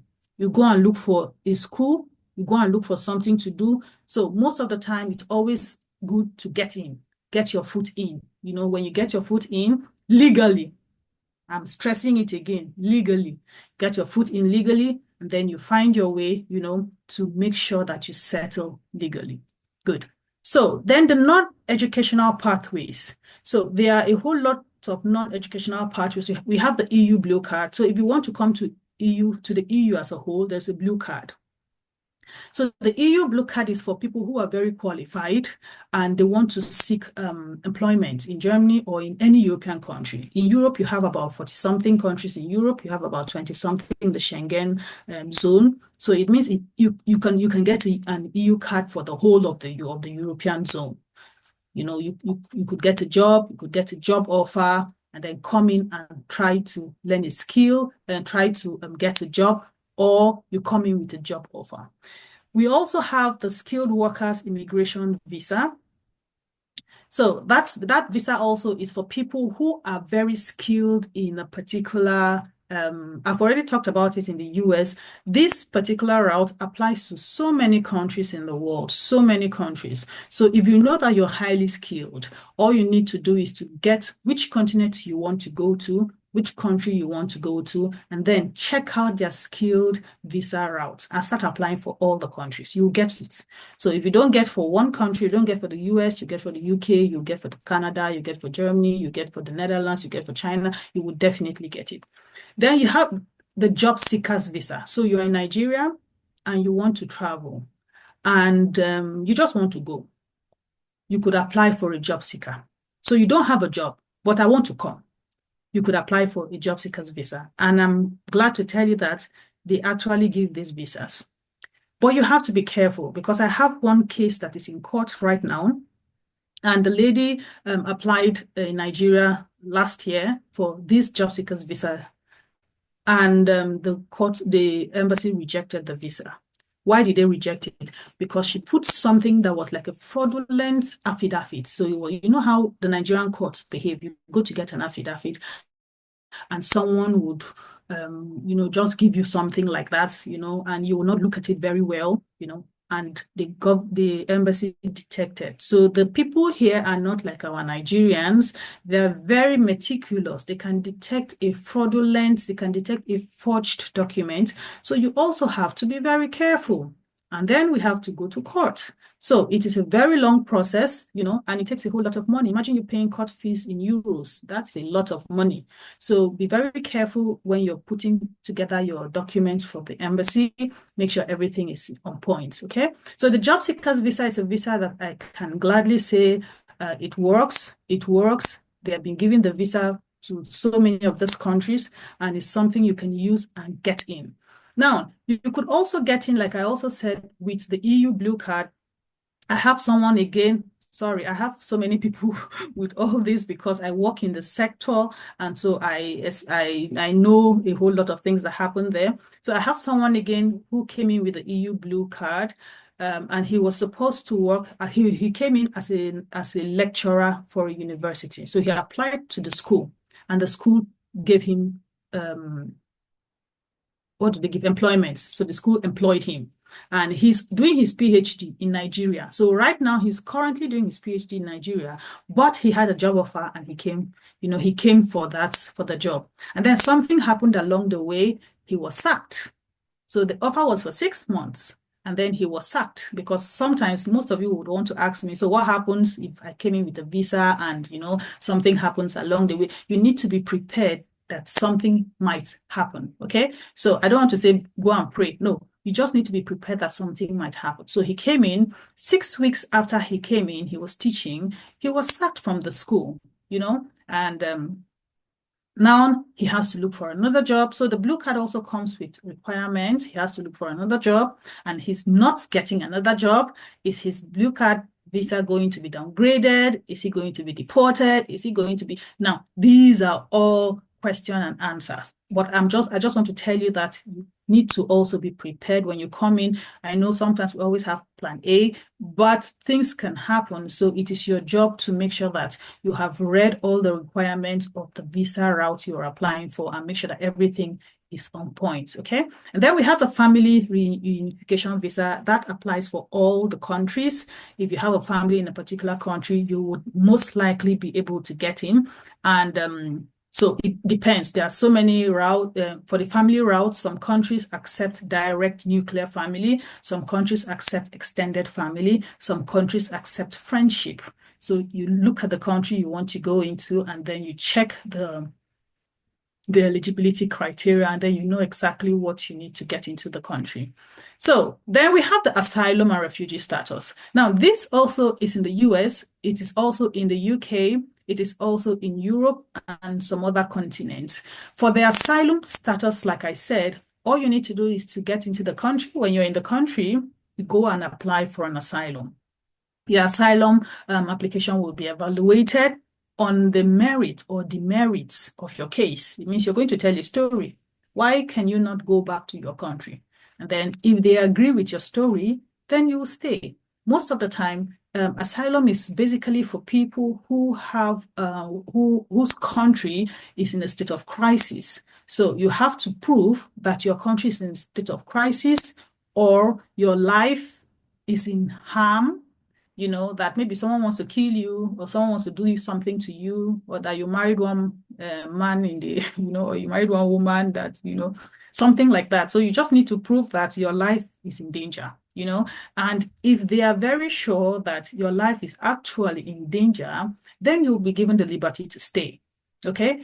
And when you're given the liberty to stay, then you start growing, you know, growing from one stage to the other until you get your residence permit. So this happens. The process is not the same in all the continents, but they have the similarities are the same, you know, with how you can stay. There's always a story, and then the story goes from there. And then there's also another visa that people really do not take note of. It's called au pair. Now, the au pair visa is very prominent in Europe. It happens in other places. In the US, you could bring someone to come and stay with you, you know, take care of your children and the rest. It could also be like a family reunification type of visa. In Europe, it's called an au pair visa. Now, an au pair visa means that you bring somebody, for example, now I have a baby or I have children and I have to work. I could go to Nigeria and get someone to come and stay with my children. In Nigeria, we call it maids, okay? So I could get someone to come and stay with my children. It's possible. And that particular visa is an au pair visa. So there are so many requirements too for an au pair visa. The person here needs to put the person coming on insurance, needs to pay the person's salary, there are a whole lot.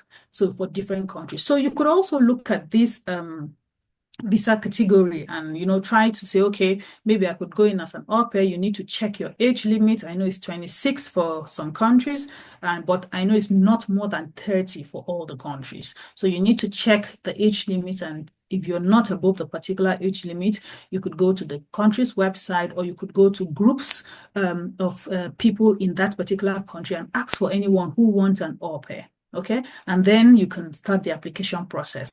Now, and I have to say there is no route that is easy. None. You must do something. There is none that is easy. So we go to Canada. We have educational pathway for Canada, of course, the study visa. And Canada is one of the routes that you have a whole lot of non-study visa routes. So you can get into Canada with so many routes. You just need to be prepared to get into Canada. So if you say today, I'm going to Canada, you're going to go to Canada. There are so many routes you could use in getting into Canada. That is not the student route. So student route is the normal route everyone knows, just that each country has different requirements for the student route. And remember, we speak English, but sometimes you still have to write the English examination. Now, this applies, but not in its entirety. I will give you an example. So when I wanted to do my master's, I did not have to prove that I can speak English, by providing the TOEFL or the IELTS. All I needed to do was I told Unical, as my first degree was in Unical, so I told Unical that they should write me a letter. I went to the registry, that they should write me a letter that I studied my law in English, and that was all. So the school wanted to make a problem, and I was also ready to make a problem, because my country, even on the website, says that it's English is the main language of communication. My university says I studied 5 years in English. My law school said I studied in English. What is your problem? So it does not happen in all instances, but you could always give everything a trial. Okay, so that's how I used that. But sometimes you need to prove with the IELTS, with the TOEFL, and other examinations. Then we go to the non-academic pathways. So we have the express entry system. It's a point-based system. Now, this particular system, both of them, the PNP and the express entry, people have been using it to enter Canada for the past 5 years now. Everyone on this call would definitely know someone that has gone to Canada. So these are one of the most, or the fastest, I will not say the fastest, but the ones that have registered a huge turnout, entry for Nigerians. So you could check these programs and get in. Now, one very interesting program is the agricultural program, immigration route for Canada. I know someone who is into cocoa business and cashew, and that's what she used in getting into Canada. So, like I said again, I also know Canada with, in this field. So you need to look at your skills, look at what you can do, and choose one of the routes, and get into any country you want to get into. So don't sit down and say, I want to do a master's, it's not working. Check, there are so many other routes that you can start. So you could be processing 3, 4, 5 routes at the same time, and you're going to get one, okay?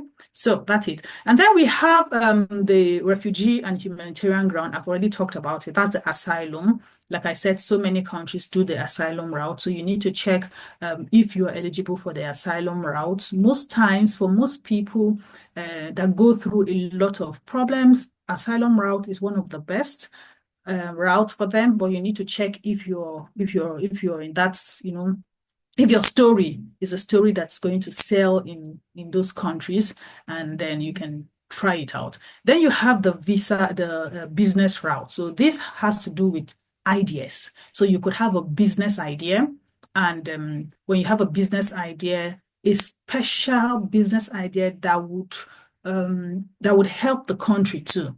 So you could use this idea to get into the country. Okay, so if you have a business, you're self-employed now, you could check if your business is something that would be useful for this country you're going into, and then you could go into this particular country. All right. So we have the United Kingdom. The United Kingdom has been open for the educational route for a very long time. And, every now and then we have some changes. There are some immigration changes here and there, but it's a country that you can easily get into the system, through education, if you have money. So if you have money to pay for any of the, universities, you would get in. Like, it is one of the easiest places to get in. The requirements are not so complex. So people get in, like we have a very high influx of students to the UK, you can get in. There are so many types of visa. You have the student visa there, and check the requirements you also need to work on too. You have the graduate route too. I think someone talked about the postgraduate route here. Okay, that was for the US. For the UK too, you could also check. It's not, I think for the UK, it's just about 2 years. So, and then for PhD is also a longer process, 3 years too. So these are things you could look into and check and, and get in here. Then for the non-educational migration pathways for the UK, we have work-related. The work-related is for skilled workers. So if you have a job offer in some roles. That's where you have a whole lot of sponsorship visas for the UK. You have the healthcare worker visa for the UK. So if you're in these particular professions, there are some professions that they need people a lot. And I would tell you that the Western countries, they need people in the health sector. That's why you have, and you see a whole lot of people coming into the health sector. I'm not going to lie to you. They need a whole lot of workers in the health sector. So if you know that this is something that you can do, you can get into the health sector, then I would recommend you go to the School of Nursing. You know where School of Nursing is? It is in, what's the name of that street in Calabar? I've forgotten. Close to Etagbo, that place, Mary Slessor. So you could go there and try your best to get a certificate, to get a degree, you know, then you will stand a little chance.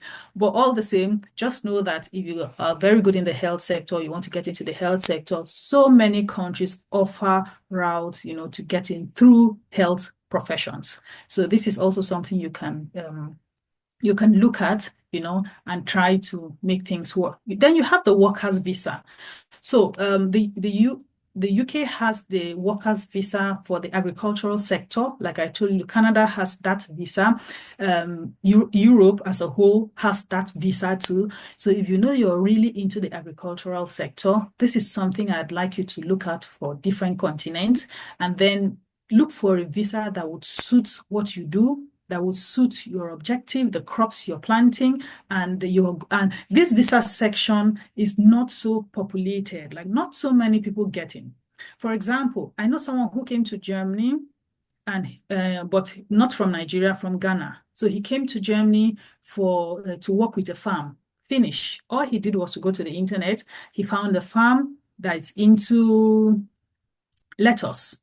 So the farm plants lettuce, and then he wrote to the company and he told them he also has some hectares of land in Ghana, but he needs to learn skills of mechanized farming and he wants to come work with the company. And the company gave him an offer letter. He went to the embassy. Embassy gave him a letter. He's in Germany. Now, what is he doing in Germany? He went to get a master's degree on sustainable agriculture. Are you getting it now? So like I always say, you just need to get your leg in the door. And when you get your leg in the door, the rest is history. So he's working with the farm, he's studying, he's doing a master's degree, and he hopes to go back to Ghana, you know, after. But I will tell you that even if he doesn't go back to Ghana immediately, here, there are a lot of farming, there are a lot of agricultural jobs that people are not rushing. I don't know if you get it. So we're always in tech, we're in, you know, we're always in these fields, but there are some fields that people are not rushing, and there are a whole lot of mega opportunities. So look at them and then, you know, find your fit. Then we have the family immigration visa. So this one is like any other country where you have you know, you have a family or you have people in that country, you can also migrate with them. So this was dividing the visa route into the educational route and the non-educational route. And then you sit down and pick out the one that you know would work for you. We also have the business migration too in the UK. UK has that too. It's a route that has to do with a startup business. So you have a startup business, for example, most people in Nigeria have the finance startup models. If you know you have that kind of business, or you have any startup, some people are founded, you know, waste, recycle, that kind of thing, you know. So you know those kind of things, you know, you can build some little things, you know. So this is a type of visa you could also sit down to look at in any country of your choice, and then come up with a plan and go to the embassy, and then you can get it. So I'm going to stop here. If you have any question and answer, let us interact from there.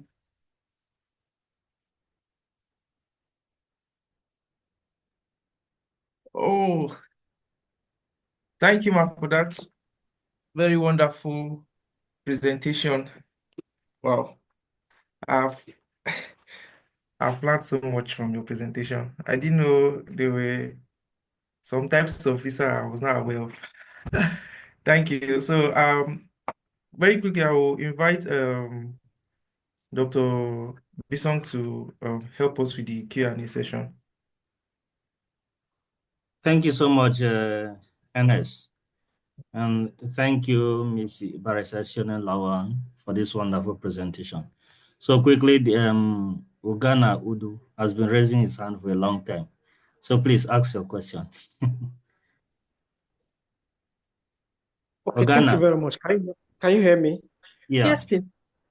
Yeah, thank you very much. My name is Ogana Udu. I'm currently listening from Wanihim in North Ukile Yala local government of Cross River State. So my question is simple.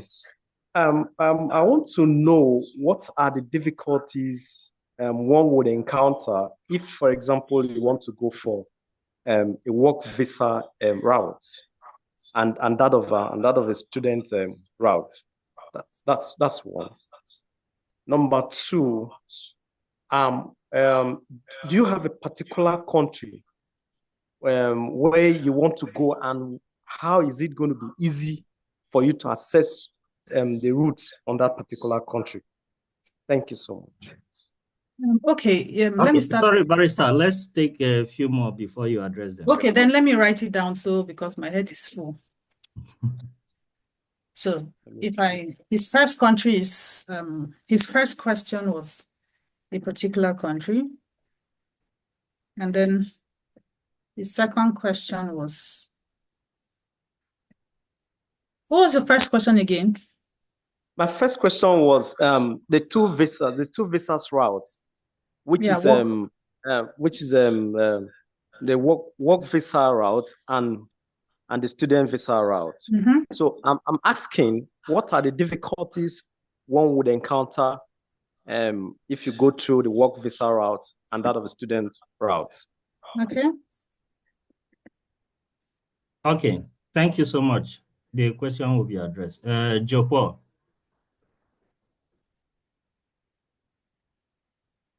Much. Barrister, thank you for that presentation. In fact, I'm still held up on the way. Road safety just help us now between Mpani Junction and Ikori Junction, and they just drop us at Ugep Town now, and they are telling me to pay 9,000 naira from Ugep to Calabar, but that's by the way anyway. That's what we are going through. I want to ask, for somebody like me who have graduated for a very long time, but there are a lot of values that I've added, even in terms of skills. Like for now, I am a professionally trained, skilled mortician with the University of Calabar Teaching Hospital. I have the certification, so I can preserve dead bodies and I can do all those mummification things. And I am also in the business of selling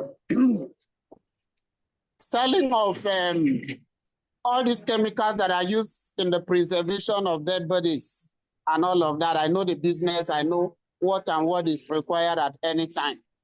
And another certification I've gotten to from Teaching Hospital is medical museum practice, where we can preserve some part of the human body that are cut or that are donated to the medical college. So we preserve them in pots. I know how to prepare those pots and all of that. So that's like an additional skill. So the question I want to ask in that route, can I migrate with such kind of a skill apart from my educational skill? I am also a journalist. That is not a professional, no certificate, but at least I'm good at it. Secondly, my second question is on the asylum routes. Last year alone, I was detained 8 times, and all that has to do with my journalism and activism. So can I, because in fact it is everywhere, even on the internet, you can see how I have been arrested several times. So can I make use of that? I have even, last year I escaped assassination attempt thrice inside Calabar, all because of journalism and activism. So how can I, in the both cases of the skill and of asylum, how do I take advantage of such opportunities? Because I don't know how to start it and where to go from there. Am I qualified with some of this, just this short story, to Thank you. come into any of this route? Thank you. Thank you for the questions. Please, we'll take 2 more. After that, you should address this first phase, and then we go to the second phase. We will take from Demot Otu and then Sunday Moses Elemi. Please, straight to the question. We don't have much time. We take from Demot Okay. Otu. Thank you very much. I want to first of all thank Barrister for that presentation. That was wonderful. The question I want to ask, like our own is just pure legal, like we have when somebody is applying for, when somebody has been given admission and scholarship as well, would the process still take, knowing the fact that the school is working with their own time, not the visa time? Can the school now, or so, is there any way somebody can get facilitated in getting the visa when he has been given admission? Because like I said, legally, it's going to take a long process. That's my question. Okay, thank you. Sunday Moses. Did you understand the question? Yes. Yeah. Sunday Moses Elemi. Okay. Do you understand the question? Thank you very much. Hello, sir. Your question is taken, Yeah. please. You address them. Okay. Okay, thank you very much, Ma, for that wonderful presentation. I really appreciate.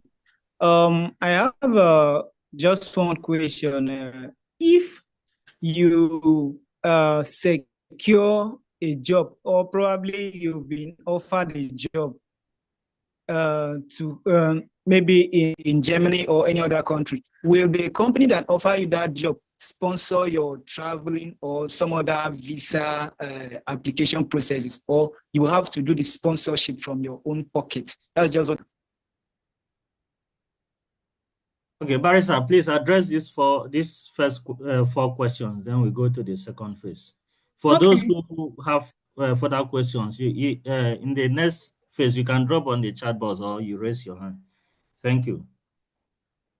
All right. So the first one we'll talk about is work and students visa routes. What are the difficulties you would encounter? So for the work visa route, the difficulty you will encounter in the work visa route, number one, is to actually get the job offer. So it means you would have to go to the internet in the particular country you want to relocate to and look for jobs. Now, you have a whole lot of jobs. There are different websites that offer that, that spell out all these jobs. You look for jobs that they are not looking for somebody that is domiciled, okay?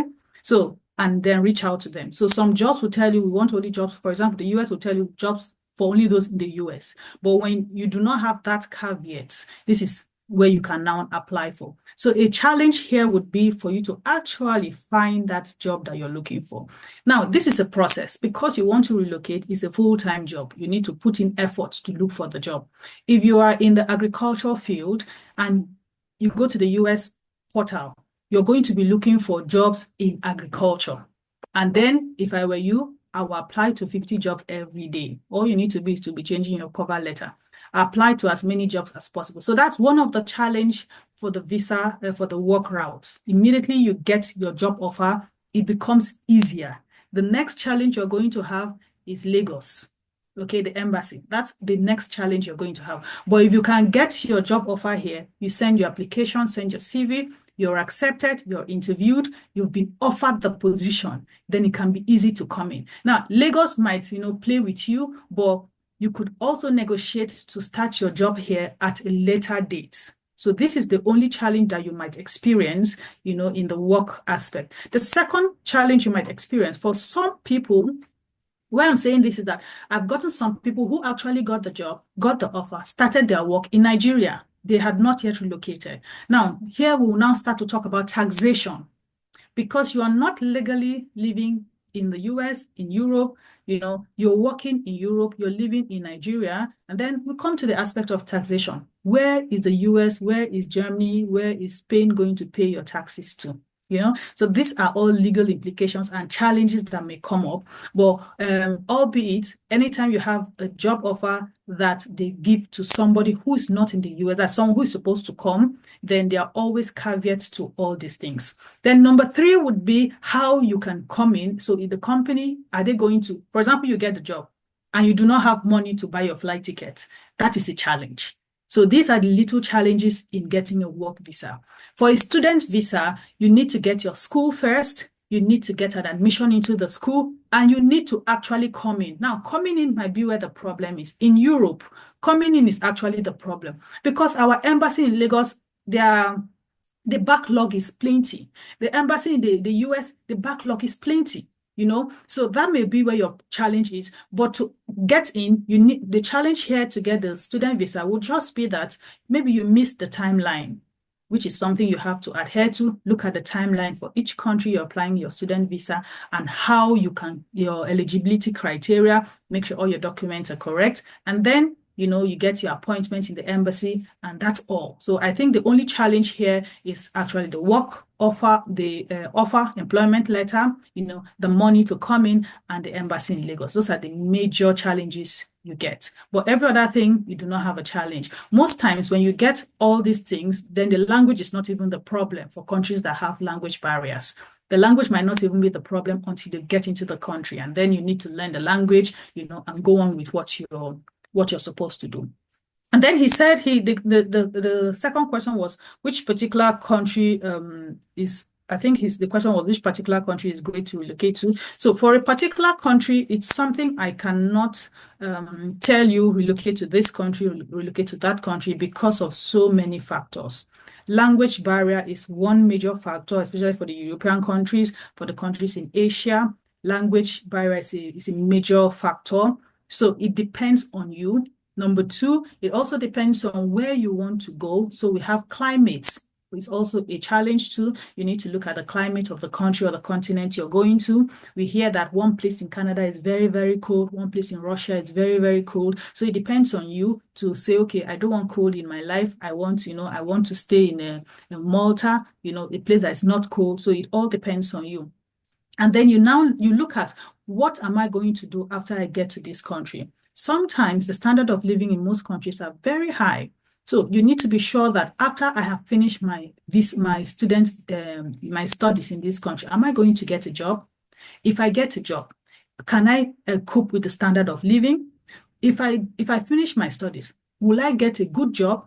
So these are little questions you need to be able to answer before you even start, preparing your application. After school, what next? Is a very important question. After school, what next? Am I going to be given 3 years to stay back in the country? Am I going to be given 6 months to stay back in the country? So these are little things that you need to look at before you recommend a country. So that's why I'm not in the best position to say, okay, you need to go to this country, you need to go to that country, because every country has different requirements. And the next question someone asked was, the skills in the professional mortician skills. Okay, yes. So this particular skill, I would tell you that there are 2 ways you can use this skill to get in or to relocate from Nigeria.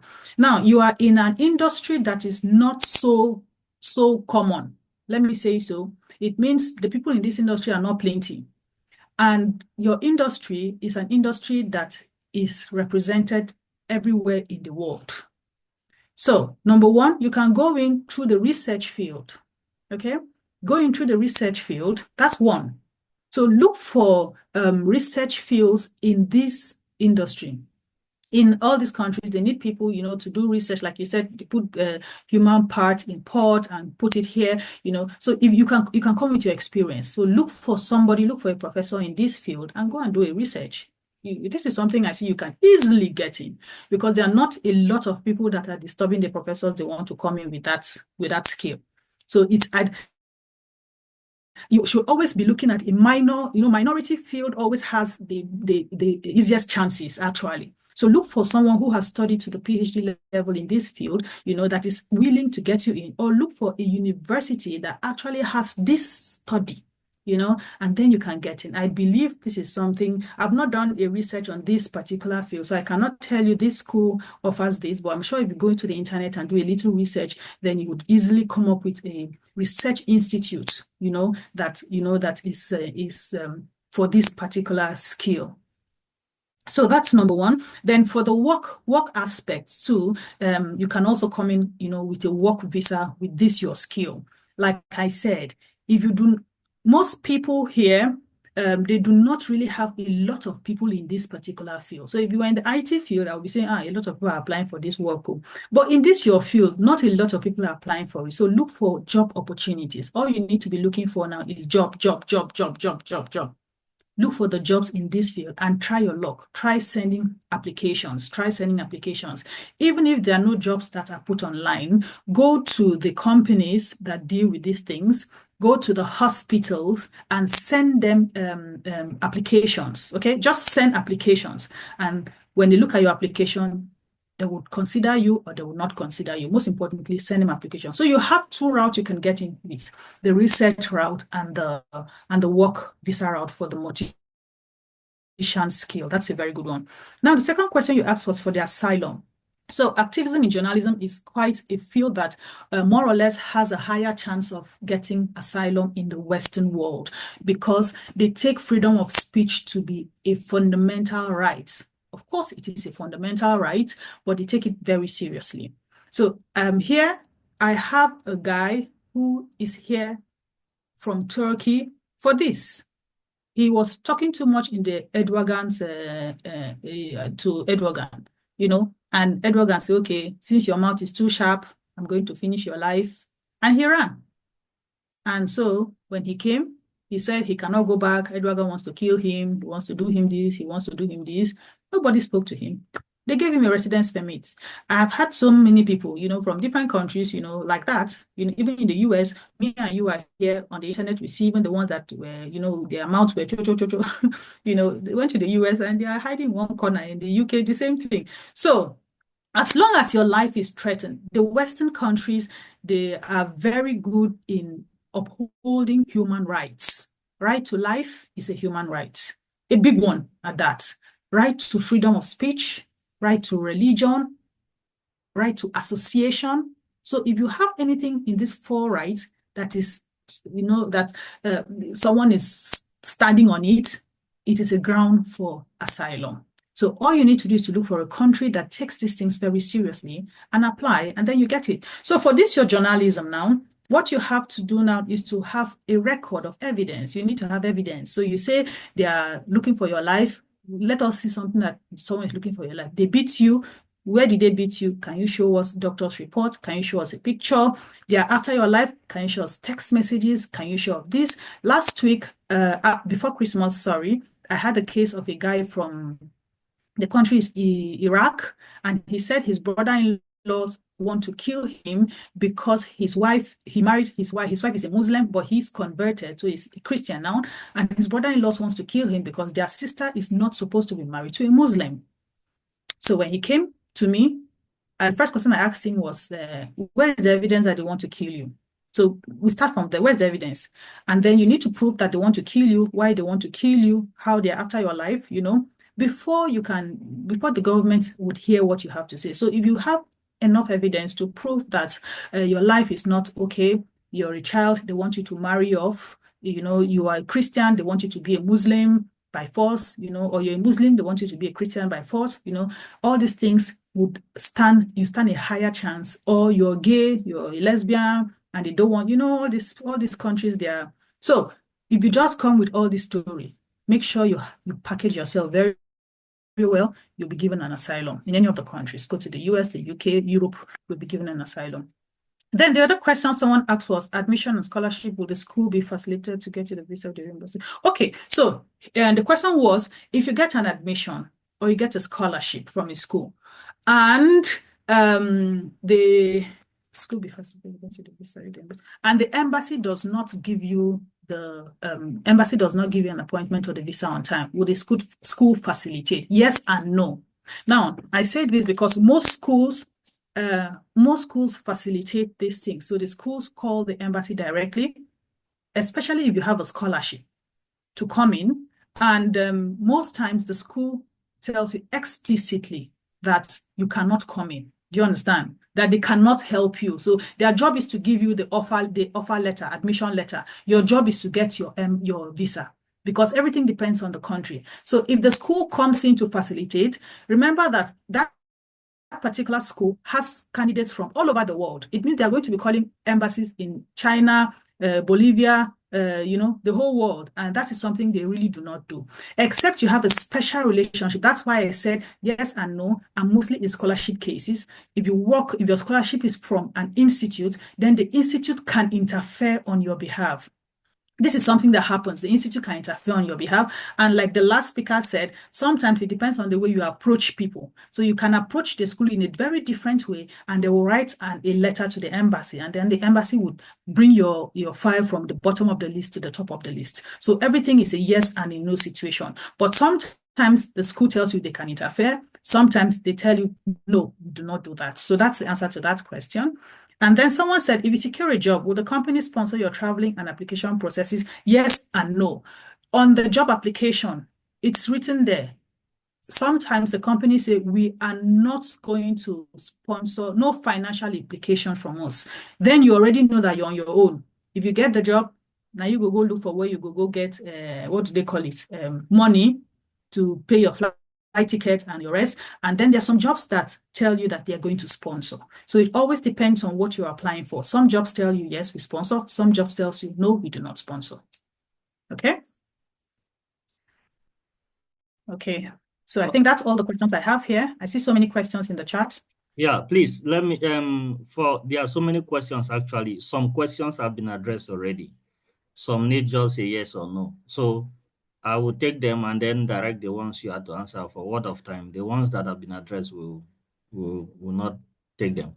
The first one says, what steps can one take to legally remain in a country after completing studies or at the expiration of a work contract, especially where returning home may not be a preferred option? Your guidance on this will really help. So please take note of that. You address it. And then this person asks, can one get a PhD funded program in chemistry without a first author publication? The answer is yes. And the first speaker addressed this. So Barrister, please, you don't need to address this. Then Douglas asks, does the agricultural sector visa require any training or vocational certification? Please take note of this. Is IELTS, another English language proficiency test, compulsory for Opportunity Card and EU Blue Card visa for Nigerians? In bracket, for migration to Germany. Then number 3, how can IELTS and other proficiency tests be avoided during visa pursuit? Number 4, how can someone without the required proof of funds requirement get a legal migration visa? Okay, for this one asks, Koyono asks, can one schooling and working alongside? Yes, the answer is yes. You can be schooling and working. So Barrister, no need to address this. Then IM asks, I have admission at Coventry University, UK to study software development to resume in May 2025. Please, how can someone sort for funding? I'll quickly say on this. You don't need to address this. This is not within your lecture purview. For this, I will advise you to go and apply for local funding. We have PTDF, TED Fund, NDDC, a lot of funding locally. And then you can also meet some sponsors. There are some politicians who are in office. They give some funding to people who have admission. Once you provide your admission letter and apply, it can help you to access funding. I just to emphasize, I have to mention that getting admission is not a serious matter for UK, for example, because they give a lot of admission. There they'll collect a lot of tuition fee and you have to pay a lot. So you have to source for local scholarships, and you can also apply for international scholarships in some cases. And also you can write to the university to fund your project, to fund your work. If they accept, then you are good to go. So Barrister, I don't need to address this. Another person asks, I would like to ask, if someone has been given a job and on arrival after 3 weeks, he or she is sacked, will the person be deported back to your country? Please, you address this. I have a diploma in decorative painting and trade test certification as a painter. How can I relocate to the West through the work route? Please, you address this also. Then this person asks, how can someone with cleaning and forwarding and haulage experience, which are not very popular skilled jobs, apply for skilled workers visa? And which countries or path can you recommend for such a person to apply? Please, you address this as well. Is it possible to get an asylum visa on sponsorship when the individual is not financially capacitated to japa? Please, you address this also. Thank you, Barista. You have already answered my question. Okay, please, you address this last set of questions. I don't know if you got the ones that. Yeah, I did. Okay, so let's start with the first one that says what steps can be taken to legally remain in a country after completing studies or exploration of work country, especially when returning home is not an option. Okay, now I'll start from the work part. So if you're given a work visa to a particular country and then you were, you finished and you want to stay back. Now, one main route of staying back in a country after your studies or your job contract is to get another job. Two things. Number one, get another job. Now, most of the countries, if you get a job before that first job finishes, you need to be proactive. Like everybody that is jackbang, your eyes needs to be open. You know that your job is going to finish in January. Of course, your visa is going to finish maybe in February. You should start getting another job. So one legal way of staying is getting a job. They will be forced to extend. It all depends on your situation, but get another job. The second one is if you know that nothing is looking good for you everywhere, get another master's. It is easier when you're in that country to get a second master's. Just be searching and apply for another master's or another course. But make sure that you have something that you have before that one ends. So that's one step that you can take to legally remain. Number two, there are some countries that after your studies, they give you a time. They give you a time to search for a job. They give you a time to search for a job, a job. So studies, you have a time to search for a job. Work visa, you also have time to search for a job. So you need to utilize that time and tell them, compile your evidence. I've told you, you have to always have evidence. Compile your evidence that you're actually searching for a job. You have everything, show them, I'm searching for a job. I send this application center. So they see that you're also, some of these things, there are people that are in these places and it is people that makes the law and it is people that implement these laws. So if you go to them with all these things that you're actually searching, someone there would say, okay, they give you another 3 months to search for a job. So you need to be very, very proactive. If you know that returning back to Nigeria is not in the, it's not amongst your plan, make sure you get another job, make sure you get another master's, and make sure you find something to do. That is it. And the other thing you could do is even to look into relocating to another country, so you could also have a chance of relocating easily from the West to another country. People do it from the UK to the US. So they come to the UK first, and by the time their school is almost finishing, they get another master's in the US. It is easier, to move that way. So this is something you can also look into. Then we have, does the agricultural sector visa require any training or vocational certification? Yes and no. So yes, in the sense that if you want to come in as in the research aspect, of course, you need certifications. And then the Western countries, most of the Western countries are very big on experience. They want to see what you've done. You've been into agriculture for 10 years, show it to us, prove it that you've been into agriculture for 10 years. That's it. And they actually want to see certification, because we in Nigeria, we are like we used to do things without any knowledge. Like we just enter one field and we are going there. We have evidence, we have experience, but sometimes they want to see a certification that actually says that you went through a theoretical schooling, you are good, you know the ABC of this part. So yes, you need a certification. You could, any certification at all, just have something that would show that, okay, I know what I am doing. Is IELTS, another English language proficiency test, compulsory for opportunity card and EU blue card visa for Nigerians? No, it is not compulsory, not compulsory. It also depends on how the route, what you want to come in and do, but it is not a compulsory requirement depending on the country. IELTS is for English. So if you're coming to Germany, Germany would not need you to bring an English examination. In fact, Germany will need you to bring a German examination, you know. So, but it's not even compulsory for you to come with a blue card or for you to come with a work visa or a skilled visa, and they're telling you that you must come with a German A1 certification. No, except the job you're coming to do requires you to speak English. So it is the job that is going to give you the requirements, not the visa requirements. I have someone here who came for the EU, who has an EU card. He's here for the EU card. He did not even need to provide all this examination because he was coming here to work in English. You know, so when it now depends on the job. So if the job does not demand you to work in English, then you do not need to have an IELTS test. So how can IELTS and other proficiency tests be avoided during visa pursuit? They cannot be avoided if it is a requirement. That is just the truth. If you know that you need an IELTS for that route you're going, then go and get an IELTS. Otherwise, that may be the reason why the embassy would reject your visa. So it always depends on the requirements for whatever route you're going through. And yeah, that's how you get in. How can someone without the required proof of funds requirements get a legal migration visa? Now, the proof of funds is in different ways. The first proof of funds is money, physical cash. So you need to have money, you know, put in the bank account. You need to show them. You need to also show them your statement of account that you have money. The second proof of fund is somebody signing for you.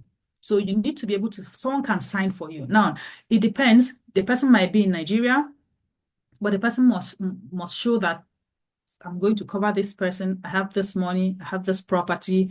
I am this person, you know, and I'm sponsoring this person. Or the person might be in the West, and the person will write that I'm a citizen of this country. As the person is coming, everything about the person, I'm taking care of it. Do you understand? So these are the ways you could come in without a physical proof of fund. For example, in Germany, if you want to come in, you do not need to have the blocked account, the proof of funds. If you have someone here that will sign for you and say that I'm going to take care of you, all your expenses are on me, that is also another proof of funds you can get. So it doesn't always have to be money. I know the second proof of fund is very difficult to get, but it's something that happens. So I have an admission at, okay, they've sorted that, that's for funding. I would like to ask, if someone has been given a job and on arrival after 3 weeks, he or she is sacked, will the person be deported back to the country? Okay, this is a case I have presently now. He was in the country. He came into the country in September, in November, and he's been sacked. No. Number one, why you are not going to be deported is because your visa is still valid. Remember, if your visa is valid, nobody is going to pursue you. The only way you're going to be pursued is when your visa is not valid. So when you're not legal, that's when you have a problem. So if you're still legal, between that time you're still legal, that's the time you need to be proactive. Look for a job, look for a school, look for a certification, look for something. Just make sure that you're doing something, okay? So that by the time it's reaching when your visa is not valid again, you tell them this is what I'm doing. And then they would extend that visa. So you're not going to be deported, but you're going to make sure that you provide something you're doing within a framework. So it's usually 6 months. Within 6 months, you show them that this is what I want to work on. This is what I am working on. This is the job I have. And then your visa would they'll keep extending your visa until you have an actual residence permit. I have a diploma in decorative painting and trade test certification as a painter. How can I relocate to the West through this route? Work and skilled worker. So decorative painting, I'm sure it's not the kind of normal painting. In fact, let me tell you that we in Nigeria or in Africa, we have skills, like skills you would not see here. Yeah, the truth is that here, there's a job paint wall. Like I paint my house, we paint our houses, you know, wallpaper, we cover the bad wall with wallpapers. And imagine you have this kind of skills, you know, just Canada is one country that would even carry you. Imagine you have this kind of skills, you know, so it's just to show your work portfolio, you know, and then apply through one of the routes, one of the skilled routes, you know, and you get it. And so many countries have this skilled route. That's why I say if you have a very good skill, try to look into the skilled visa route for each country. You will definitely get one country that will get you in very fast. Canada is a very good example for this. So many people are getting in there with different types of skills. How can someone with clearing and forwarding and haulage experience, which are not very popular skill job, applied for a skilled workers visa, and which countries on part? Skilled worker.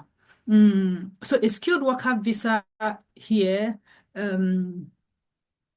okay, like you already said, it is it's popular. College is popular now. In the West, it's popular. It might not be popular in Nigeria, but it's very popular in the West. They have a lot of this stuff clearing. It's logistics. I'm sure that's what we're talking about. It's the logistics industry. Logistics industry here is a big deal. It's a very big deal in all the countries in the West. It's a big deal. So here you can also apply for a job visa. So you want to look for a job in this sector because it's a large industry.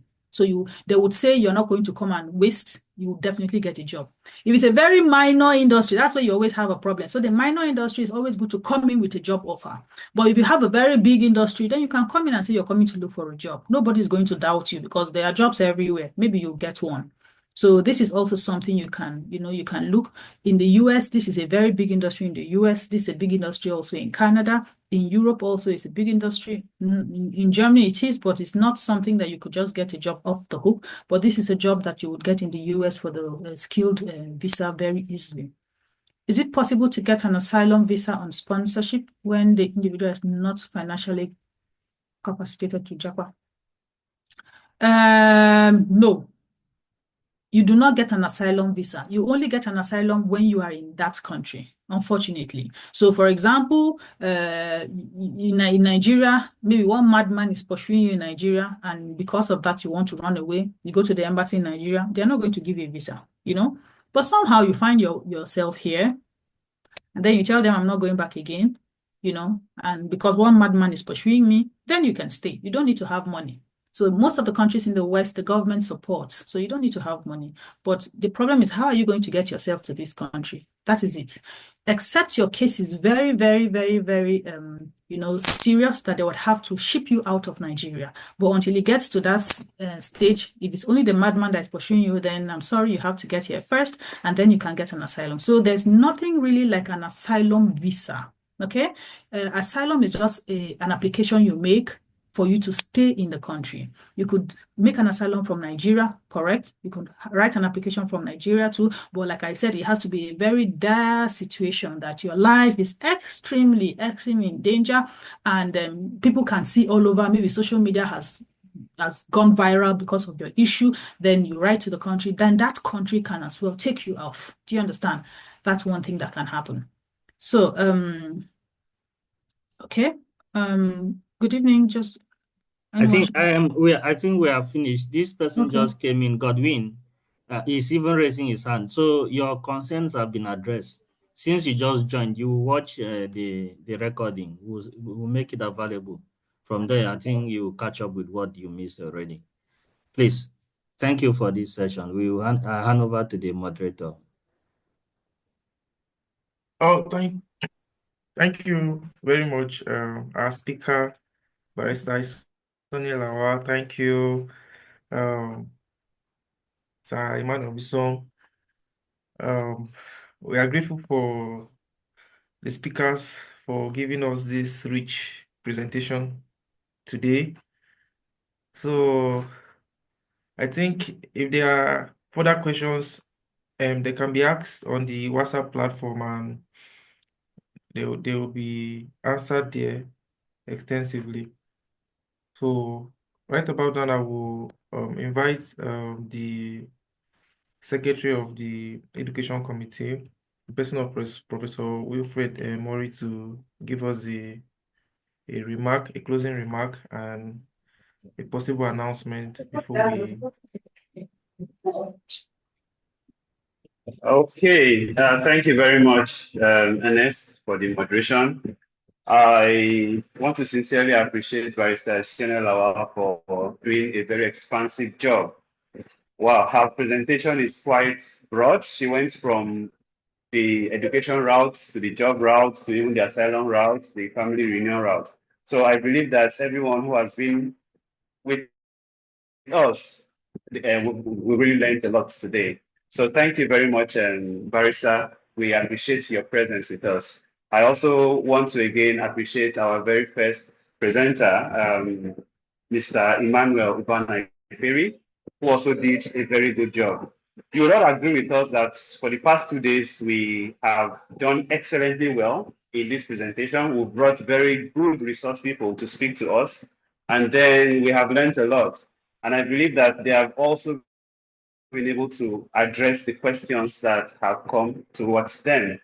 And for those who think that they didn't have a chance to ask their questions during the meeting, you can feel free to use our WhatsApp platform, drop your messages. I believe that those messages will be directed to the appropriate quarters. I, on behalf of Crossiverians in the diaspora, I appreciate the fact that we have all come online, because without you who have come online, the meeting wouldn't have been a success. So thank you very much for your presence. And thank you also to my team who have done excellently well in making sure that this meeting is a success. At this juncture, I would say that whenever we have subsequent organization, we shall put them first in our WhatsApp platforms and then to all other groups that we belong to.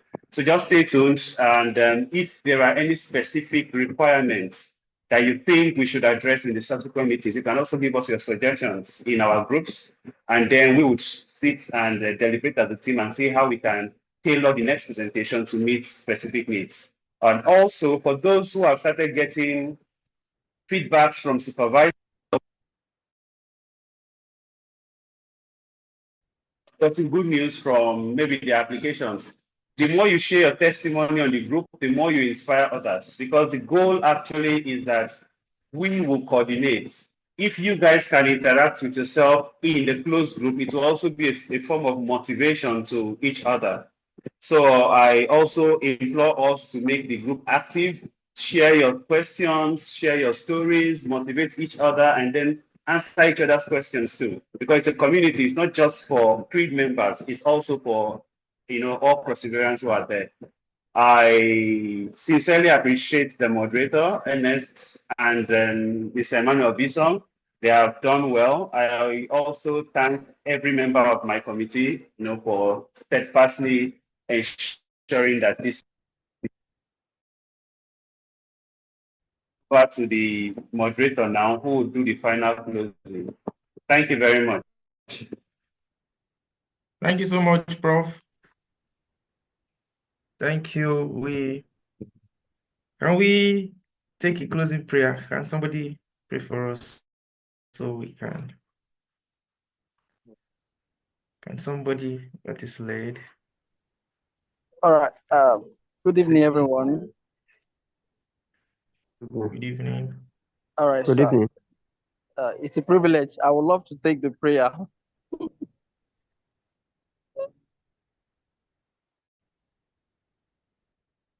All right. Please go on and pray.